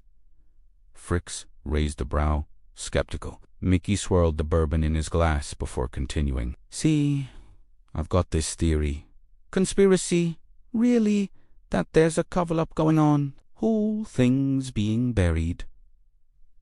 Fricks scoffed. "And why the hell would anybody want to hide something like that?" Mickey shrugged, unbothered. "I don't know. Maybe it's intentional. Maybe not. Could be other reasons nobody's talking about." He dug a pipe out of his jacket pocket, packed it with quick, practiced motions, then lit it. The sweet, grassy smell of weed filled the room as he took a few drags, setting the pipe back down on the table like he was settling in for a proper story. 3 or 4 years ago, there was this accident. Well, murder, he corrected himself, almost cheerfully. Whole family wiped out. Husband, wife, 2 kids. Chopped to hell. Nothing taken from the house. He paused for dramatic effect, watching Fricks over the rim of his glass. Big scene in town. Panic everywhere. Cops combed the area for a week, looking for a serial killer. Then, just like that, it's ruled a murder-suicide. Fricks gave a doubtful snort. "Thing is," Mickey went on, "I heard from a guy who'd been in the coroner's office. Said the bodies were mutilated so bad they considered a wild animal attack. But that was just the start. Since then, probably even before, I noticed there'd been others. How many? No clue. The moment anything suspicious happens now, they blame it on some robbery gone bad. And with the amount of crackheads in this town, there's always someone to pin it on." Fricks let out a low chuckle. "So you've decided the town's under siege by a pack of murderous dogs?" Mickey's expression didn't waver. "It's not just that. There's no animals left in the woods anymore. Not even cats hanging around town. They're out there, man.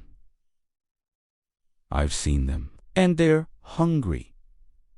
That did it. Fricks broke into laughter, raising his glass in mock salute. "Hell of a campfire story." He took a drink, then smirked. "I bet people think that Murder House is haunted." "Oh, they do," Mickey said, leaning back. "We've even had ghost hunters drive in from out of town to check it out." Something in that made a spark go off in Fricks's head. "Let's go out there," he said, half grinning. Mickey narrowed his eyes.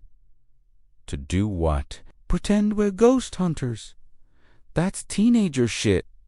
Why not? Could be a fun, thrill-seeking adventure, Fricks argued. Mickey shook his head, clearly not sharing the excitement. Come on, Fricks pressed, leaning forward. You owe me one. They rode through the quieter end of town, the streetlights growing sparser, until there were stretches of road lit only by the cars' dull headlights. On one side, the houses slouched in uneven rows, each one with its own kind of neglect, old peeling paint, sagging porches, windows gone blind with dust. On the other side, the dark mass of woodland pressed right up to the road, the tree line jagged and uneven like gaping maw, trying to bite into the skies above. Mickey leaned forward in his seat, pointing. It's that one there. The house sat near the middle of the row, half buried in a tangle of weeds and vines so thick it seemed nature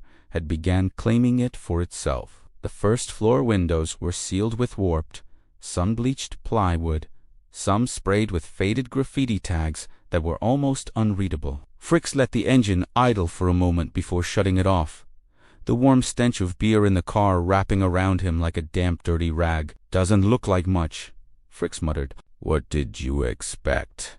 A haunted castle. Mickey gave a short laugh, but it didn't sound like confidence. His eyes kept darting to the boarded windows, scanning them like he was trying to catch something in the act of disappearing. They stepped out into a stillness so deep it seemed to warp them into some place different and unfamiliar. The night was cool, the air barely moving. Every neighboring house was dark, their silhouettes sagging in shadow. It was impossible to tell if anyone lived there at all.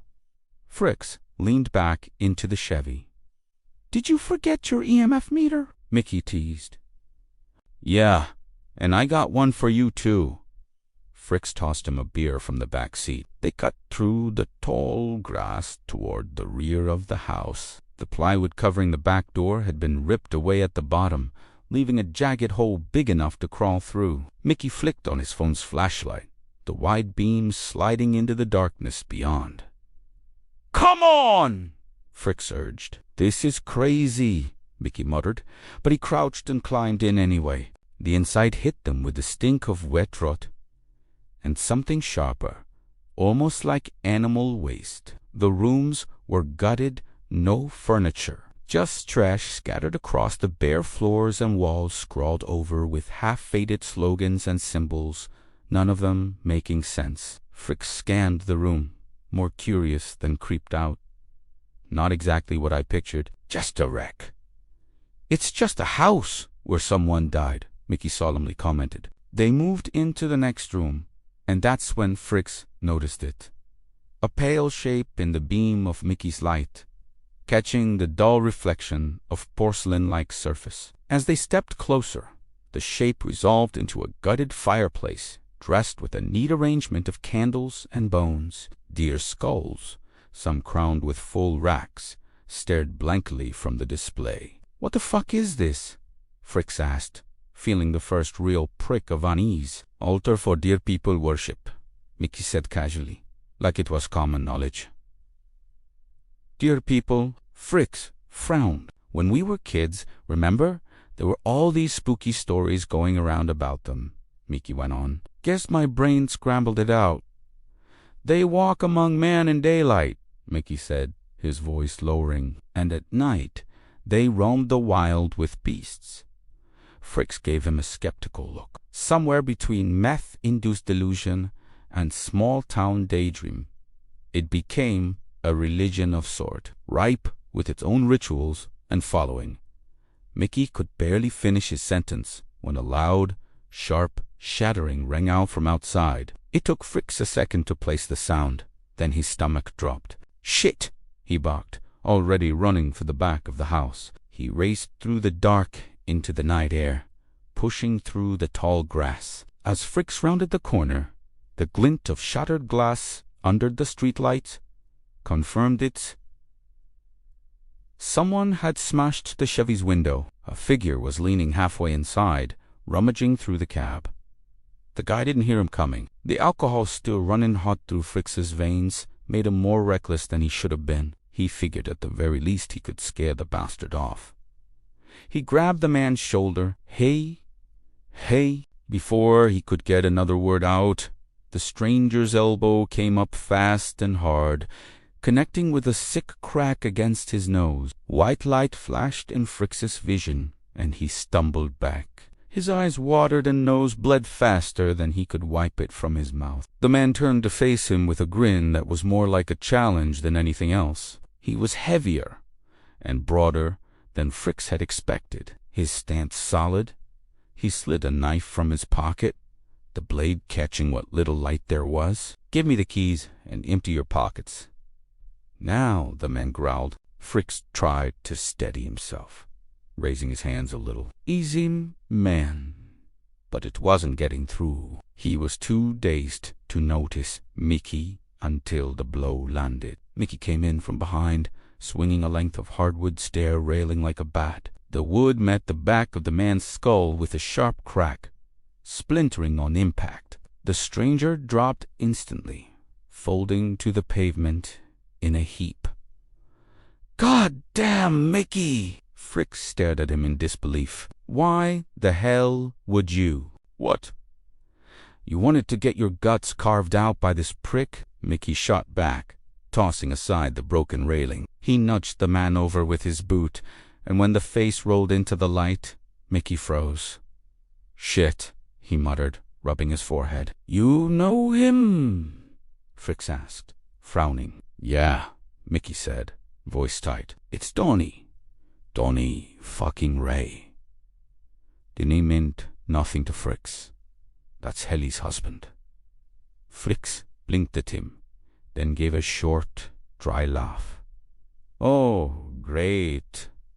Glad I got to meet him. Now, why don't we get the hell out of here?" But Mickey didn't move. He kept glancing around, his gaze pausing at the black mouth of the woods across the road. "You just want to leave him here like this?" Mickey asked. "Why not? Serve him right. Maybe he'll think twice before busting into someone's car next time." "Yeah, but—" Mickey hesitated, still scanning the darkness. "We can't just leave him here. He might get mauled to death by some wild animals." That made Frick snort. The guy looks like a wild animal himself. Still, Mickey crouched down beside the motionless body and slapped him lightly on the cheek, then harder, trying to wake him. Donnie didn't stir, still out cold. Frick wiped his nose on his sleeve, smearing the blood into a dull stain. He bent, scooped up the knife, and without a second thought, hurled it deep into the woods. The steel glinted once before vanishing into the black. For a brief moment, he wished he could throw away the last half hour of his life just as easily. "All right," he muttered, voice flat. "Let's get him in the trunk and drop him off near his place." Between the two of them, they hefted Donnie's limp weight and dumped him into the trunk. The body landed with a dull thud, limbs twisted awkwardly. Fritz brushed shards of glass off the driver's seat before sliding in again. The cabin stunk just as bad as before, now mixing with his own blood smell. Mickey didn't seem fazed in the least. He cracked open another beer, foam spilling over his fingers. "They lived not too far from here," he said, gesturing vaguely toward the back seat. He probably was on his way home when he spotted the opportunity. As they drove, the forest pressed close to the road, the dark stretch of woodland twisting into something forbidding. Fritz tried to steady his thoughts, telling himself the shadows weren't watching, that the creeping sensation of presence was just nerves. He focused on Mickey's directions until the houses thinned out and they pulled into a yard. The place looked like it hadn't known care in years. Garbage littered the ground, rusting cars slumped into the weeds, and a trailer squatted crooked in front of a neglected house. "Sheesh." Fritz killed the engine, shaking his head. "This is it. Helly lives here." "That's what meth does to you," Mickey said solemn. "Let's just get it over with." They popped the trunk. Donnie was still unconscious, his chest rising shallowly in the faint glow of the streetlight. Fricks glanced toward the trailer, then the sagging house. "It just them here?" "Yeah, I think so," Mickey grunted, getting hold of Donnie's legs and tugging him out. "They live in the trailer or the house?" Fricks asked, taking the man's shoulders. "House was condemned a while ago." Fricks gave a dry laugh. "Doesn't surprise me. Looks like a garbage truck unloaded here." Mickey ignored the jab. They set up the trailer so the kids wouldn't get taken. Did it work? Nope.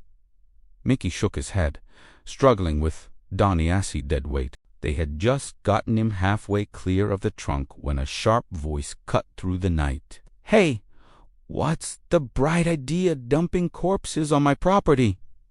Both men froze. Fricks's grip slackened, and Donnie's head hit the ground with a dull thud. They turned their heads toward the porch light. A red-headed woman in a plaid skirt and denim jacket stood there, a shotgun braced against her shoulder, the barrel pointed squarely at them. Her hair caught the yellow light, wild around her pale face. "It's Donnie," Mickey started, raising his free hand. "I don't care if it's the Pope," she snapped, eyes hard. "Go dump him somewhere else." The shotgun didn't waver. "Donnie," Mickey said again, holding his hand out as if the name itself might lower the shotgun. "He's not dead, just out cold." The woman's eyes didn't soften. She kept the shotgun leveled, her arms rigid, her freckled face lit in ugly porch light. For a moment, Fricks thought she really might pull the trigger. Then her gaze shifted, landed on him, and her face changed with recognition. Her mouth twitched, the shotgun dipped just slightly. Fricks. The name caught in his chest. Hey, almost didn't he believe it at first. But once he did, he felt something lurching break inside him. "Helly?" His own voice cracked like it belonged to a stranger. The shotgun dropped the rest of the way. She let it hang from her hands, suddenly less a weapon and more like an awkward weight. "Well, I'll be damned."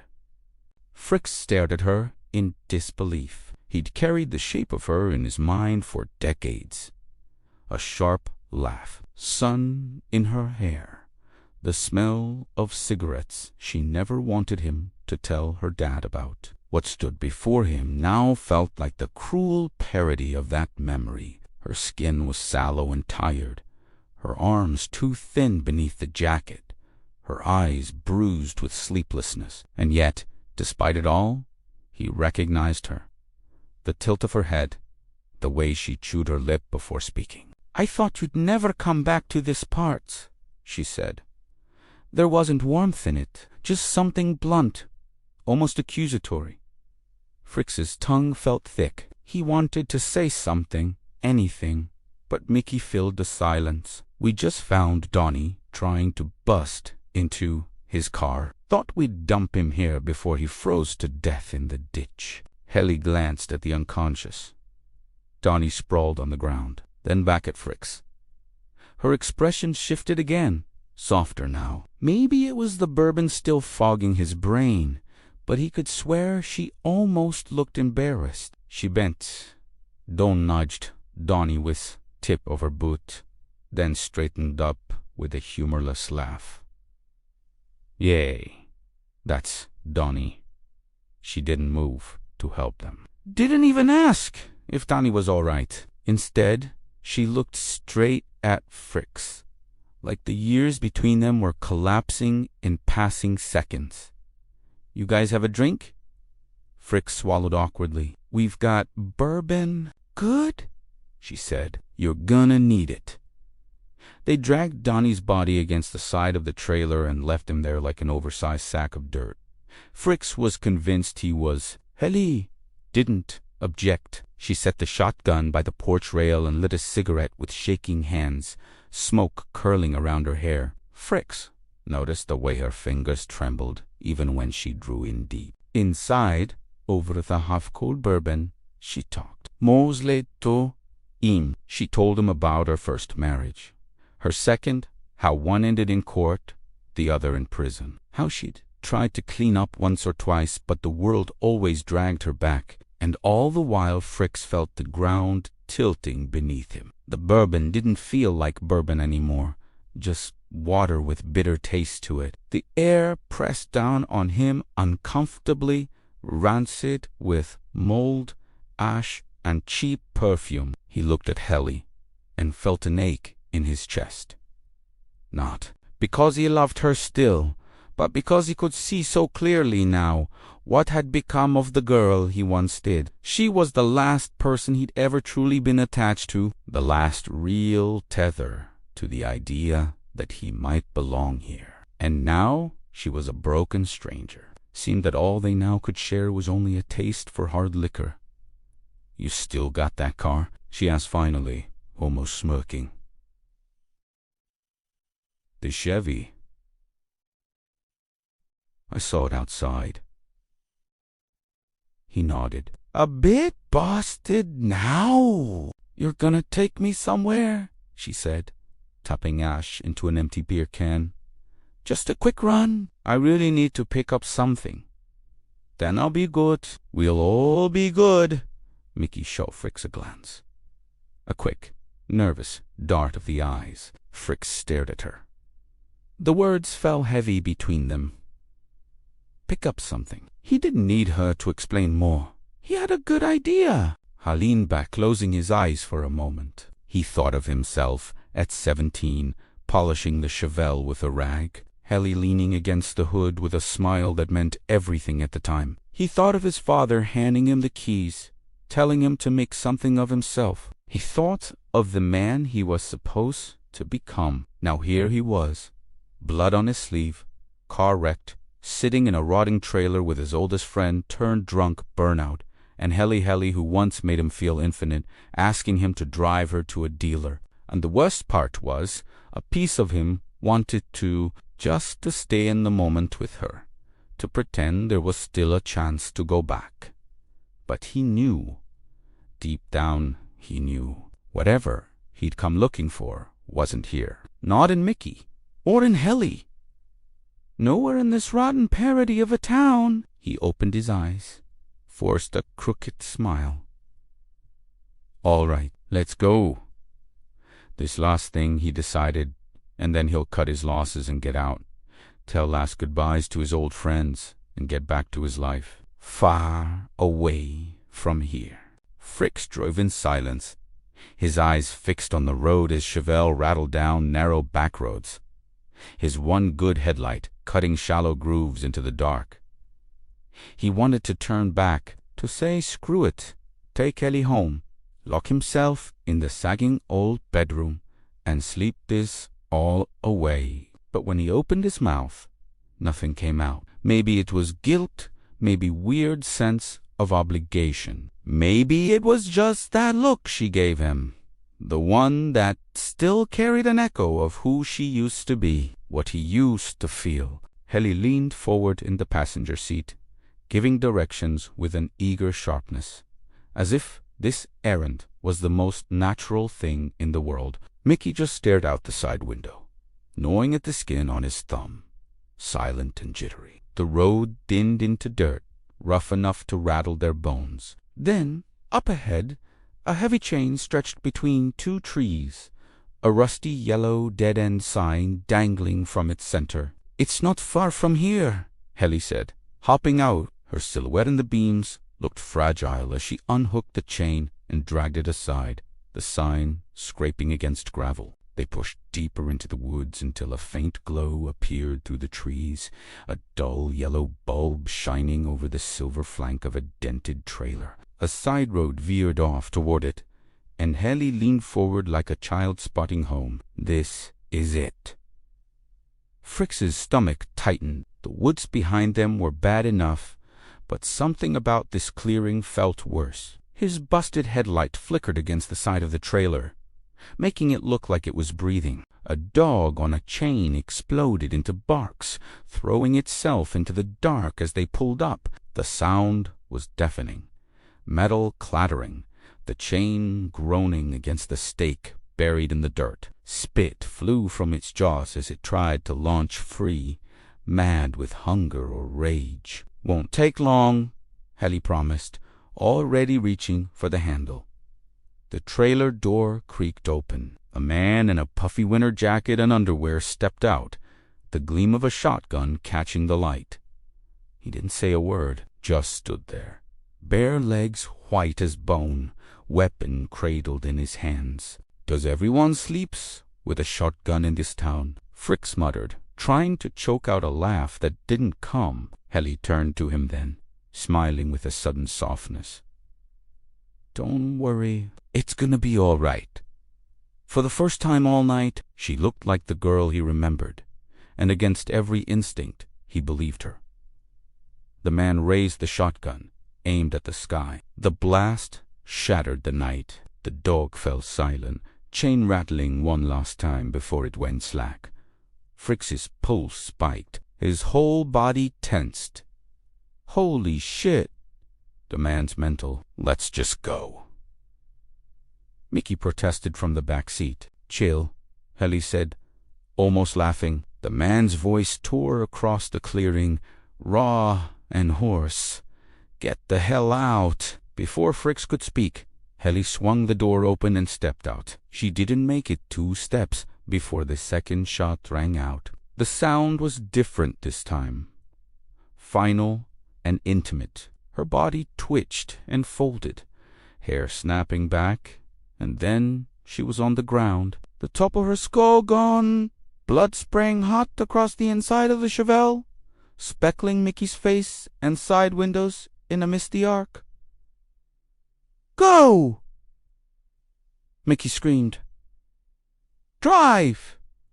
Fucking drive!" The man on the porch was already ramming shells into the chamber, shouting obscenities that Fricks's brain couldn't process. Helly's jacket was caught in the open door, her body dragging as Fricks threw the car in reverse, tires spitting dirt, her corpse studded and scraped until, finally, it slipped loose, and they sped into the dark with the sound of the shotgun cocking behind them. Fricks drove blind into the dark, hands strangling the wheel. He wanted distance, wanted the road to swallow everything behind him. But the faster he went, the blurrier it all became. His vision swam with flashes he couldn't name. Fear, pain, images that felt like they weren't even his own. For a moment he swore he could feel the shotgun's blast tearing through his chest. "What the hell was that?" he croaked. Words thin and broken, hardly recognizable as his own voice. "You gotta pull over," Mickey said. "Now's not the time, Mickey.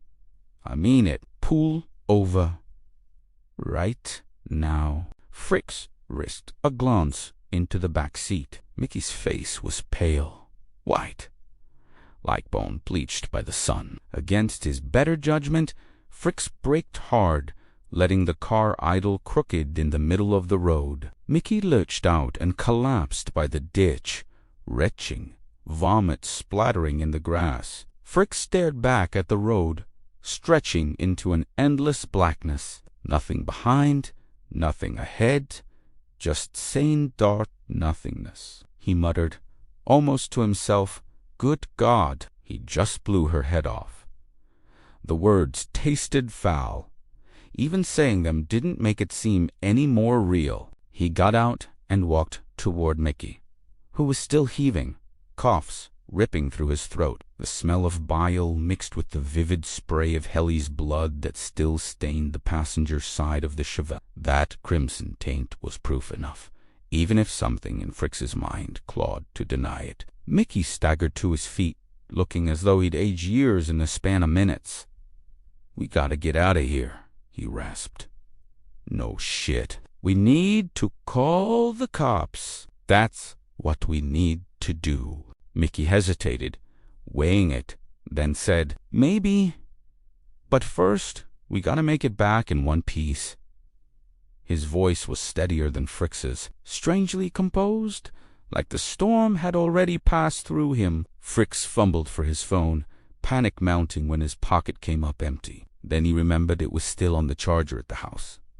"Shit, I don't have my phone." "Give me yours." I don't have one. What do you mean you don't have one? The disbelief bled into anger. I just don't have it on me. Must have dropped or left it someplace. Mickey's tone was casual, too casual. Then his face froze, going sharp with fear. His eyes darted into the dark. Fritz's pulse jumped. What is it? There's someone there. Mickey lifted a trembling finger toward the road ahead. I saw something flicker. Fritz squinted into the dark. At first, there was nothing. Then, faint and sudden, a red glow flared and died. A spark. Then again, a small pulse of light hanging low in the night. A cigarette. Ignoring Mickey's hand on his arm, Fritz stepped forward, 2, 3 paces, until the next flicker lit up a face wrinkled, hollow, washed in ember glow. Hello, Fritz called, cautious, his voice too loud in the silence. You boys best get out of here, came the rasping reply, dry as old wood. The glow dipped and rose as the man shifted. Now Fritz could make out the silhouette of a wheelchair, the old man hunched in it, hands twitching on the wheels. With a faint metallic squeak, he turned, rolling into the brush. The red coal of his cigarette bobbed once more, then disappeared into the narrow road he'd come from, swallowed by the dark. Fritz drove on in what he believed was the direction of town, though after an hour, maybe 2, it was impossible to tell. At some point, he had to admit there was no more pretense. He must have taken a wrong turn. The endless chirping of crickets outside clawed at his nerves, filling the silence with an irritating insistence, and the darkness behind the tree line seemed to press closer, creeping into the cabin of the car. He wished more than anything he could roll the window up and shut it all out. The sounds, the smell, the feeling, but he couldn't. A sour stench drifted in with the night air, a vile mixture of rot and cold moisture, tangled with the sharper bite of pine. He gagged against it. Shit, you smell that? He broke the silence that had stretched too long between them. Mickey leaned his head toward the glass, as if sniffing at it. Yeah, you can't see it now, but the gutter along the road is full of black, rotting swamp water and other runoff. He spoke evenly, like it was nothing unusual. There's a lot more moisture here. We're heading deeper into the woods. You think we're going the wrong way? Mickey only shrugged, his broad shoulders rising and falling like it didn't matter. I don't have a clue where we are. A pause hung between them, weighted by the monotony of the engine and the maddening crickets. Then Mickey started, but Fritz cut him off. At once, sharper than he meant. Mickey, now is not the time for tall tales about werewolves or shape-shifting elk witches. All right? His voice cracked with agitation, louder than the thought deserved. Mickey blinked, quiet, and the weight of his own outburst hit Fritz. He gripped the wheel tighter, then forced himself to ease back. Sorry, I'm just on edge right now. His throat was dry as cotton. He knew Mickey probably felt the same. No sense in making it worse. The half-crushed beer cans rattled in the back seat with every bump. Fritz motioned toward them. Pass me one of those. Mickey leaned back and handed him one without a word. Fritz cracked it open. They hissed too loud in the silence and took a few long swallows. The cheap bitterness coated his mouth, but it settled him. After a while, he spoke again, just to push back against the suffocating quiet. I know it might sound strange, but seeing Helly again, I can't help but think she was the last person I really felt close to. The last one I thought maybe I could marry, build something with. Isn't that weird? Mickey shifted in his seat, looking out at the blur of trees. Maybe, but I get it. Guess I sort of feel the same. There were a few people, but it never amounted to much. He hesitated, then said it flatly, like a fact he'd been carrying too long. There were only few guys I felt like that about. Fritz's brow furrowed, caught off guard. Guys? Well, there were girls too, Mickey added quickly, though there wasn't any shame in his tone. But I was always more into guys. He gave a little shrug. I think it's 'cause the older people get, the more baggage they carry, and it just gets harder to get close to anyone fro all that. The road narrowed to a thin ribbon through the trees, and Fritz let the revelation sit between them. He took another sip from the can, the warm beer sloshing heavy in his stomach. It made a strange kind of sense, he thought. Mickey could cut through the bullshit sometimes, in a way not much else seemed capable of. Fritz suddenly froze as another realization slid over him like icy water down his back. They'd been driving for hours now. He was sure they'd left the house well past midnight, yet there still wasn't the faintest sign of dawn. The road unspooled endlessly ahead, swallowed by the woods, without a single gradient of gray in the sky to hint at morning. No moon either, no stars, nothing to anchor time. Maybe it was the alcohol, the adrenaline, or the strain of the night warping his perception. But he couldn't convince himself that was all it was. Something was wrong. He glanced at Mickey, who was pinching rolling paper between his thumbs, cradling an open beer can between his knees. As he worked, he looked calm, almost serene, as if they were parked outside some gas station, instead of lost in the middle of nowhere. How long till dawn, you think? Fritz asked. Mickey glanced out the window, his face briefly lit by the glow of the dash. He squinted like he was trying to gauge it for himself, then shrugged. No clue, but it's a while yet. Still pitch dark. Yeah. Fritz let the thought trail off. Better to keep the rest to himself. Mickey licked the paper closed, sealed it neatly. If you're tired, I can drive. Fritz barked out a laugh sharper than he meant, shaking his head. Until your condition kicks in and you send us into a ditch. No? Thanks. Mickey just smirked, tapping the joint on his knee. Nah, not while I'm high. I never black out. Then, don't know why, but it's never happened once. Fritz gave a non-committal grunt, but the words needled him. He didn't feel like taking the chance. His hands tightened on the wheel until his knuckles whitened. Think I'll be good for a while. He said it with certainty he didn't feel. The longer they drove, the more he realized the silence outside wasn't silence at all. It was monotone becoming louder, pressing in. If only in his mind, the car seemed to grunt louder with every passing mile, like it too was getting tired and was about to give out any moment. Even the crickets had become a steady mechanical pulse, like the ticking of a clock that no longer measured time. They drove on until the road could be felt bending beneath the tires, twisting and coiling, narrowing into a winding stretch that pressed deeper into the woods. At last, they came across a sign of occupation, a rusty iron pole leaning crooked between two trees, a chain dangling uselessly from it. Once it might have served as a gate, but now it hung open, leading into a larger clearing. Be careful now, Mickey cautioned, his voice low. Fritz eased the Chevy forward. The headlights swept across the open ground.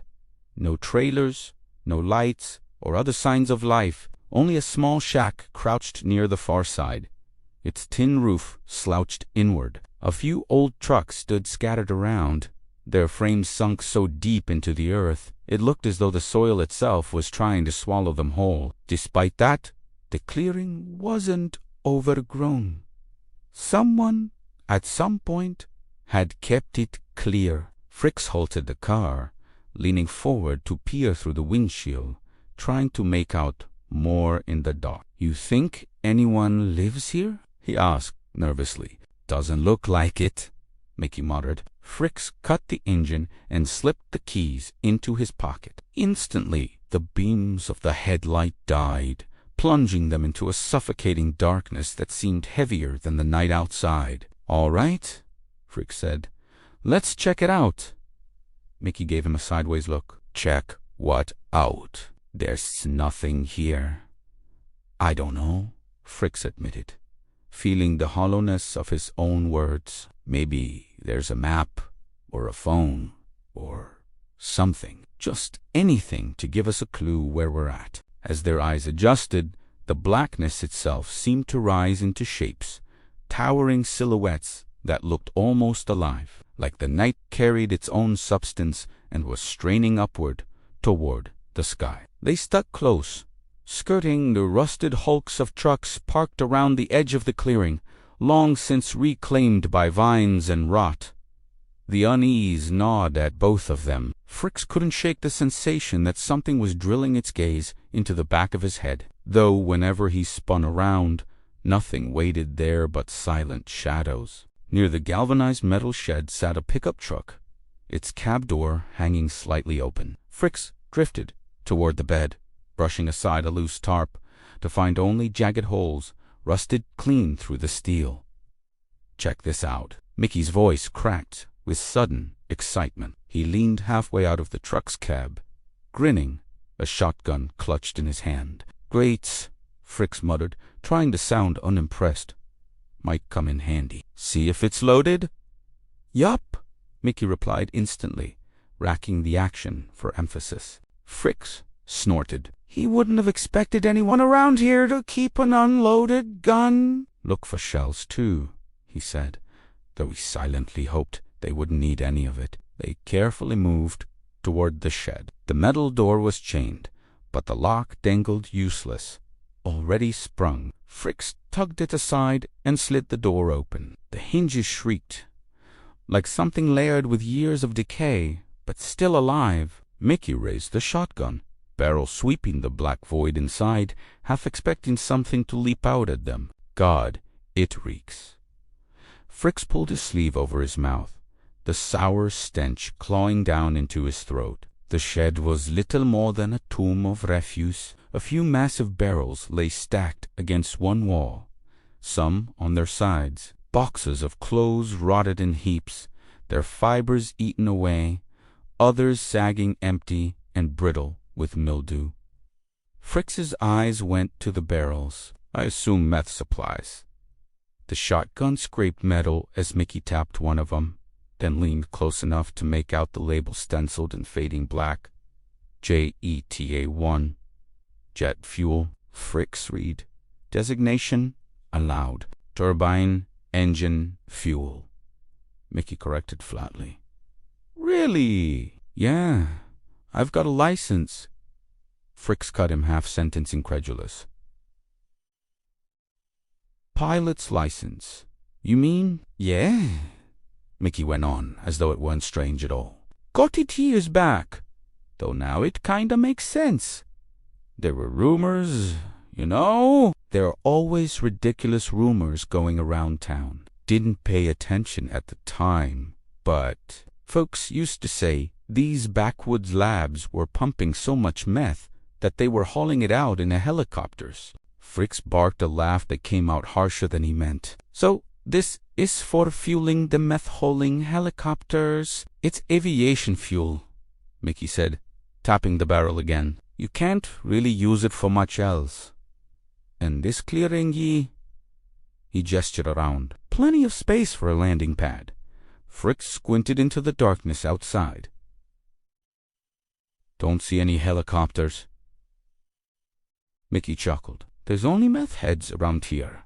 Man, nobody in their right mind would trust M to fly a chopper full of product. Probably just comes around for pickups." The smell and the silence pressed in together, clinging to Fricks's skin. He suddenly wasn't sure if his Chevy even had enough gas to get them back out. When it was clear their shed held nothing useful, turned back toward the car. As they neared the Chevelle, Fricks caught a low, steady rumble. At first it didn't register, but then Mickey stopped short. "Did you leave the car running?" Fricks froze, keys heavy in his jacket pocket. He pulled them out, the old miniature keychain swinging in the dark. The fuck? His voice cracked. Mickey raised the shotgun toward the Chevy. There's someone inside. The sound was clear now. The engine idling low, straining like it was chewing itself alive. Frick squinted into the windshield. The driver's seat was empty. It's empty. No, man. Mickey's voice shook, but stayed firm. I saw something move in the back seat. There's definitely someone in there. The Chevelle's engine growled louder, rattling the frame, as if answering them. Frick's chest clenched, his pulse drumming hot through his temples. Get out of the fucking car, or eat lead pebbles, Mickey shouted, finger taut on the trigger. The engine roared again. And then Frick saw it. A pale mass, writhing in the back seat, twisting like it was fighting its own skin. Sagging folds of flesh tore through the cracked upholstery, peeling leather and foam aside as it dragged itself forward.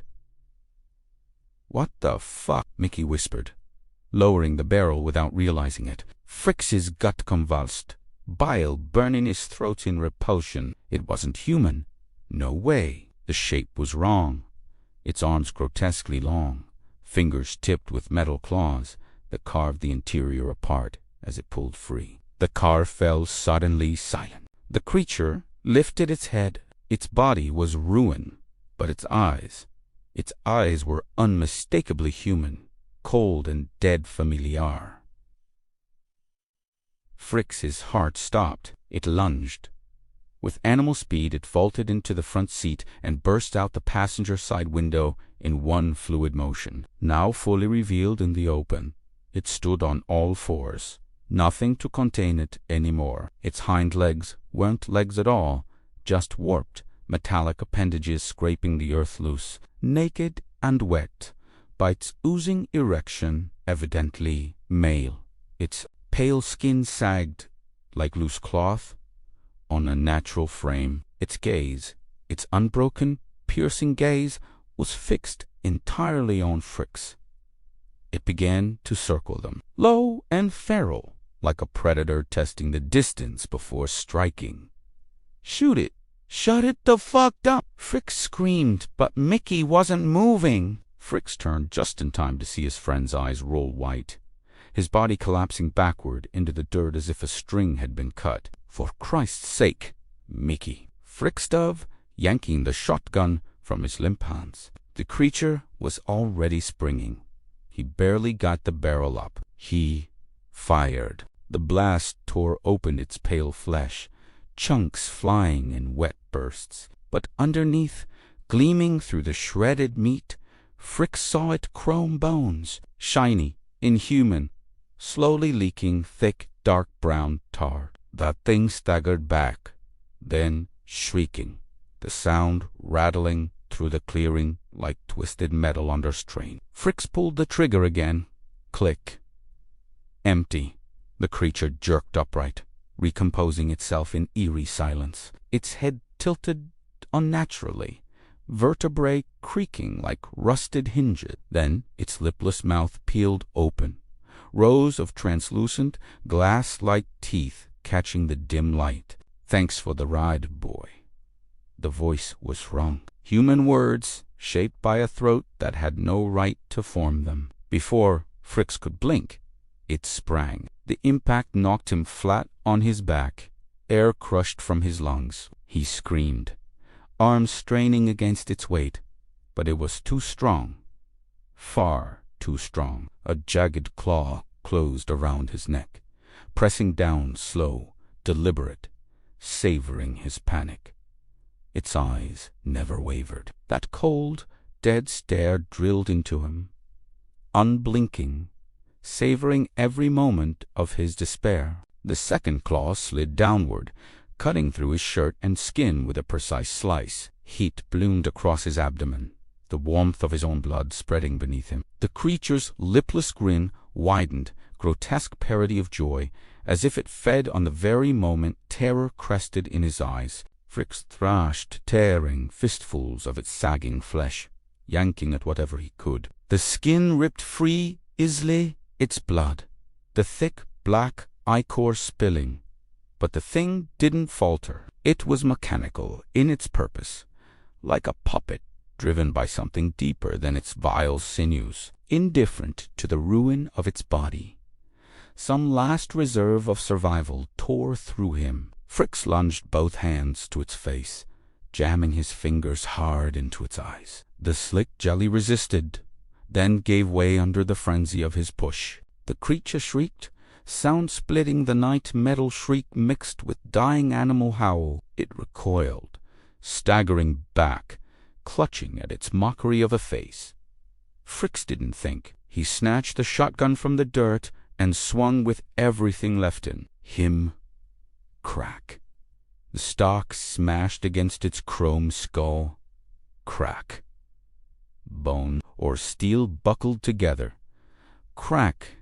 Each blow more desperate, more savage. He didn't stop until he couldn't scream any more, until the gleaming chrome bones caved in and cracked. The creature slumped in a twisted, leaking heap. Fricks stood there, chest heaving, shotgun slick with his own blood and thick black tar that run fro creature. His ears rang, his vision swam, but he didn't dare look away from the heap. He couldn't tell where the blood came from any more. His neck, his gut, his hands, maybe everywhere at once. His body was failing him, but his mind clung to one hard certainty. The thing had to go. He had to purge its abominable existence from the world, if nothing else, just to sustain his own sanity. The remains of the creature, its ruined chrome skull glinting faintly in the dark. It lay twitchless, collapsed, but he didn't trust stillness any more. Grunting with each motion, Fricks heaved the abomination onto the hood of the The car groaned under the weight, steel creaking as though it too resented carrying such filth. There was no way around it. The Chevy had to go with the creature. His father's car, his inheritance, his burden. It had carried the thing out of him, or into him. He wasn't sure anymore. All that mattered now was ending it. He stumbled back to the shed.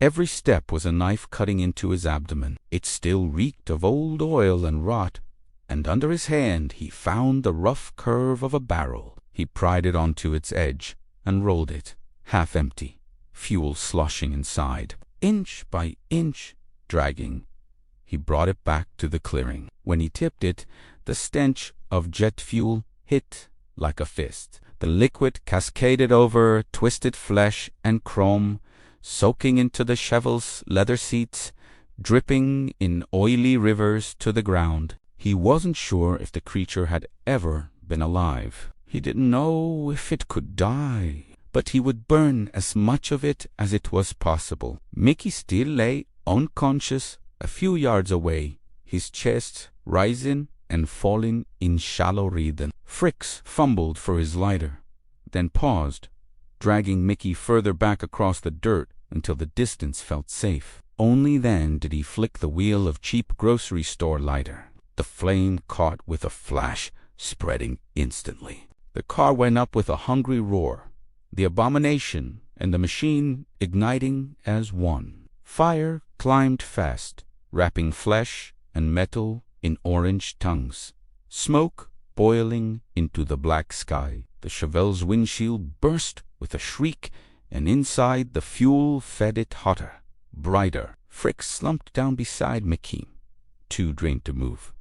Eyes locked on the pyre. He felt the heat lick across his skin, smelled the acrid mix of gasoline, burning rubber, and charred flesh. The Chevel burned like an offering. Fricks just sat there, watching, until his eyes watered and blurred, and he couldn't tell if he was crying or if the smoke had into his eyes. Fricks sat motionless, eyes fixed on the burning Cheval. The flames howled higher, climbing into the treetops, black smoke twisting into the sky like something alive. He didn't move, didn't blink, barely breathed, just witnessing his Chevy, and the abomination burned down to ash together. Behind him, Mickey stirred with a low grunt. He pushed himself upright, rubbing at his head, then blinked at the inferno. His face went pale in the firelight.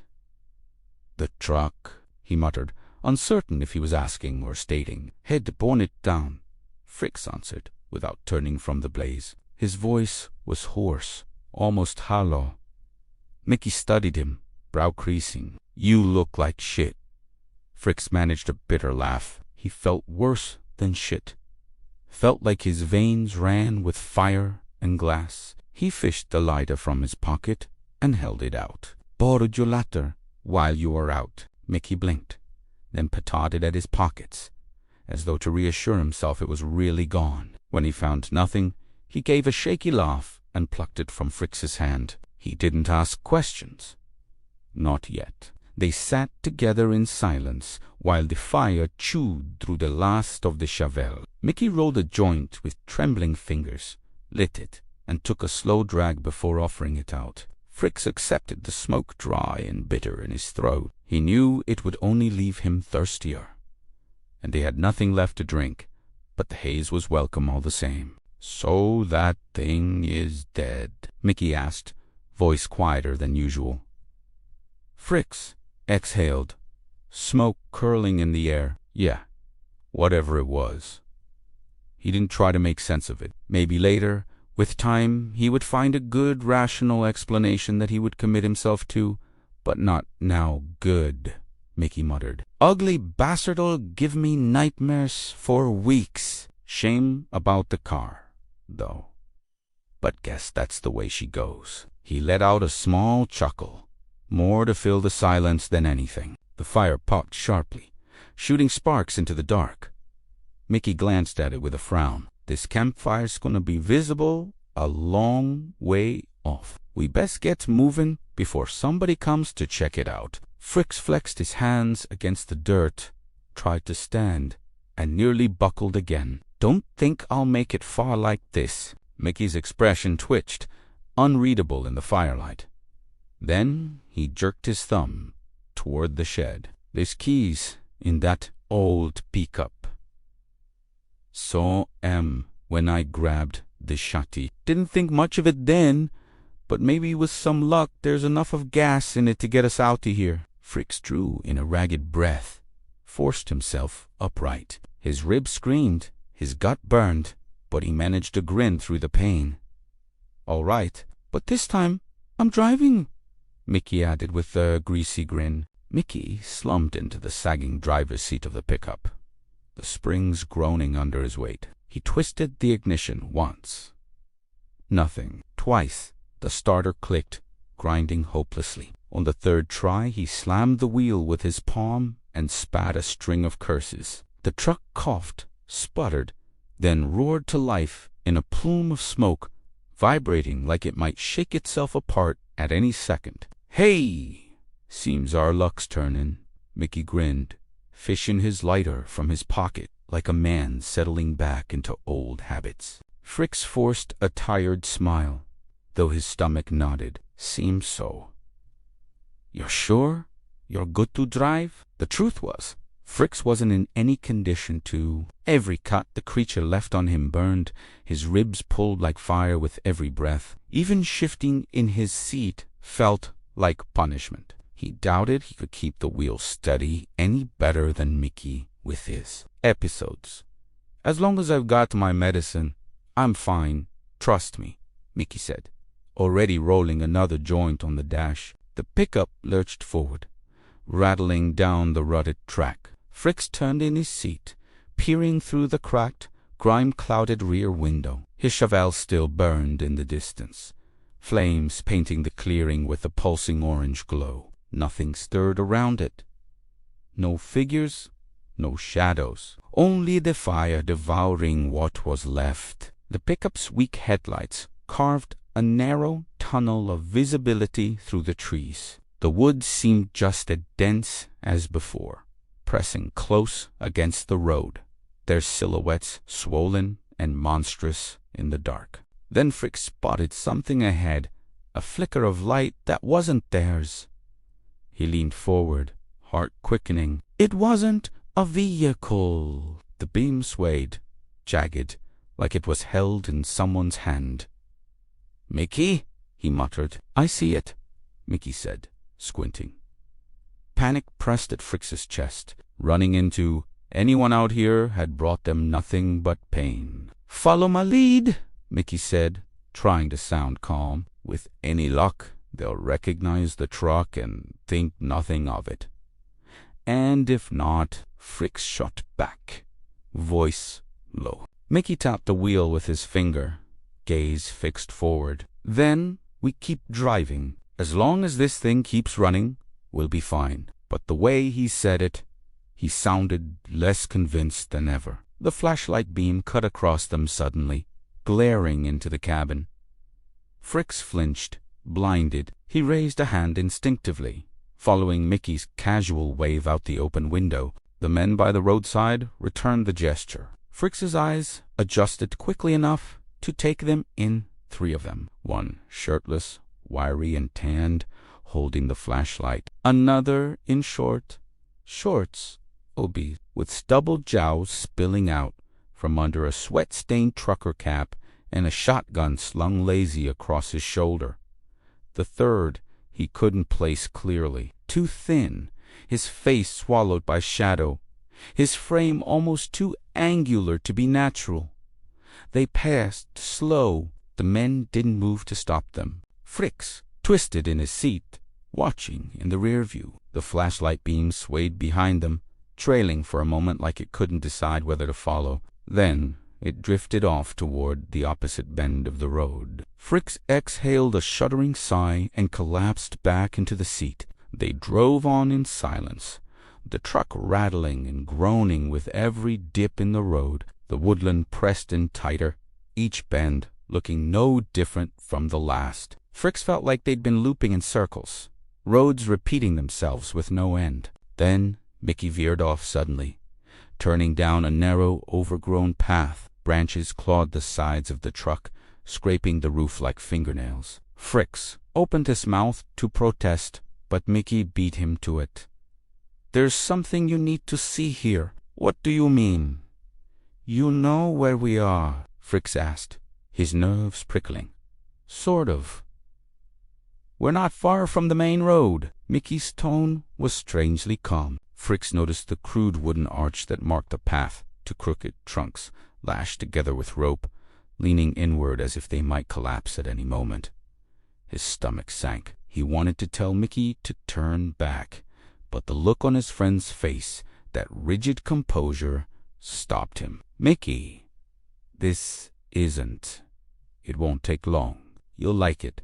Mickey cut him off with a grin that was far too forced to be natural. Fritz doubted there was anything in these woods worth liking. The truck ground into a small clearing, barely wide enough to turn around in.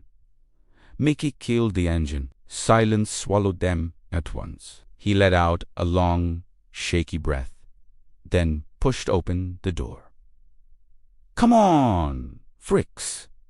Fritz lingered. Every instinct screamed to stay inside, keep the doors locked. But Mickey stood in front of the truck, waiting, his silhouette tall and insistent against the darkness. With a reluctant groan, Fritz climbed out. The clearing was scattered with broken tree trunks, jagged stumps rotting like blackened columns of some unknown ruined temple. The ground was stripped bare. No grass or moss, just churned dirt, as if the place saw more traffic than it had any right to. The dawn is coming, Mickey said, tilting his head back toward the starless sky. It didn't look like dawn to Fritz. It looked like endless night. Still, part of him wanted to believe it, needed to believe it. His body screamed for rest. His wounds ached, and he wasn't sure he'd survive another hour of this dark. He stumbled after Mickey as his friend moved deeper into the clearing. You remember I told you about that time I got stranded on a logging job? Mickey said without looking back. Fritz nodded, though the answer didn't matter. Mickey wasn't waiting for it. There was more to it than I told you. Way more. Out there, I found something, or something found me. Mickey? What the fuck are you talking about? You're not making any sense! Frick snapped, frustration breaking through his exhaustion. Mickey only left. He peeled off his filthy, sagging jersey and dropped it to the dirt. His skin was pale, sickly in the dim light, and inked with the outline of a skeletal deer head stretched across his shoulders. "I'm sorry, buddy," Mickey said. "I really did try to keep you out of it, but now it way past that." Mickey paused as whole of his frame tensed. "I got a good thing going here. Can't have you messing it up." Frick's mouth went dry.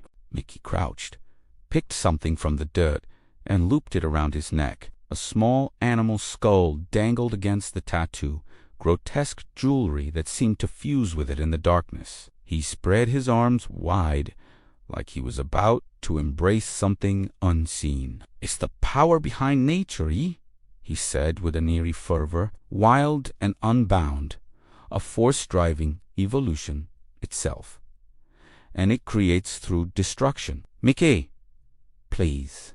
Fricks tried to stop his obvious spiraling into lunacy, but before he could get another word out, Mickey wrenched a rust-bitten axe from one of the stump. He turned, eyes gleaming with a stranger's temper, his grin twisting with bloodlust. "You'll see it one way or another," he said, with temper of a stranger and madness boiling in his eyes. Mickey advanced with the steady, deliberate gait of a man who no longer belonged to reason, the axe glinting faintly in the gloom. His eyes burned with manic devotion, until suddenly a flicker of fear crossed them. He froze mid-step, his head snapping toward the tree line. Fricks had been backing toward the pickup, every step a strain against his bleeding wounds, when the rustle came. Low at first, then sharper branches snapping under something fast. A shape lurched out of the trees,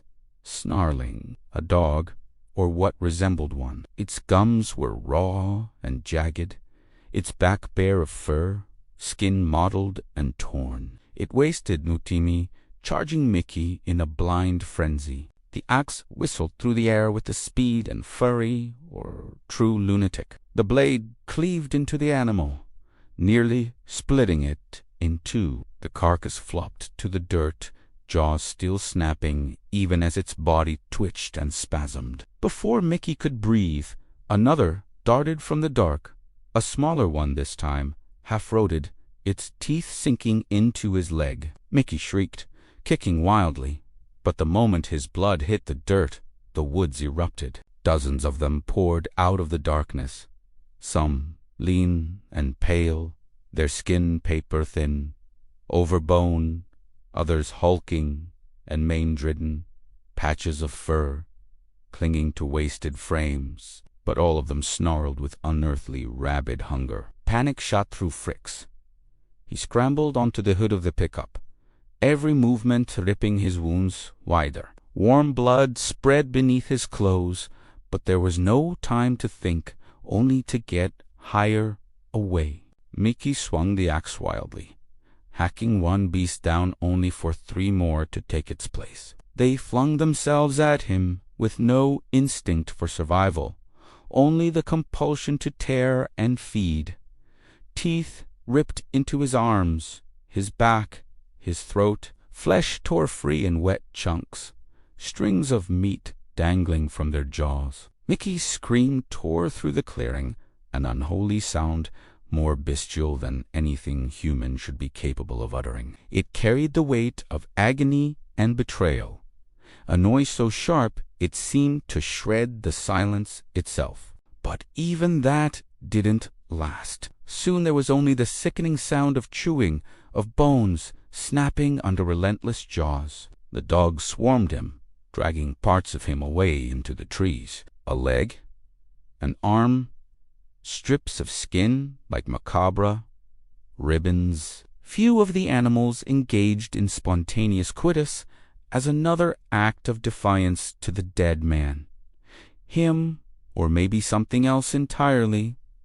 Fricks couldn't tell. He sat frozen atop the truck, At first he tried to avert his eyes, but he couldn't for long, so he just watched, trying to separate himself from it. The horror anchored him there, witnessing the rabid pack reduce Mickey into nothing but scraps and fading echoes. His stomach churned, but there was no strength left in him even to vomit. By the time the frenzy ebbed, there was almost nothing left. The pack slunk back into the tree line, some gnawing grisly trophies larger than they could swallow, others vanishing into the dark with silent haste, until nothing remained but torn clothes and wet earth marking the place where they fed.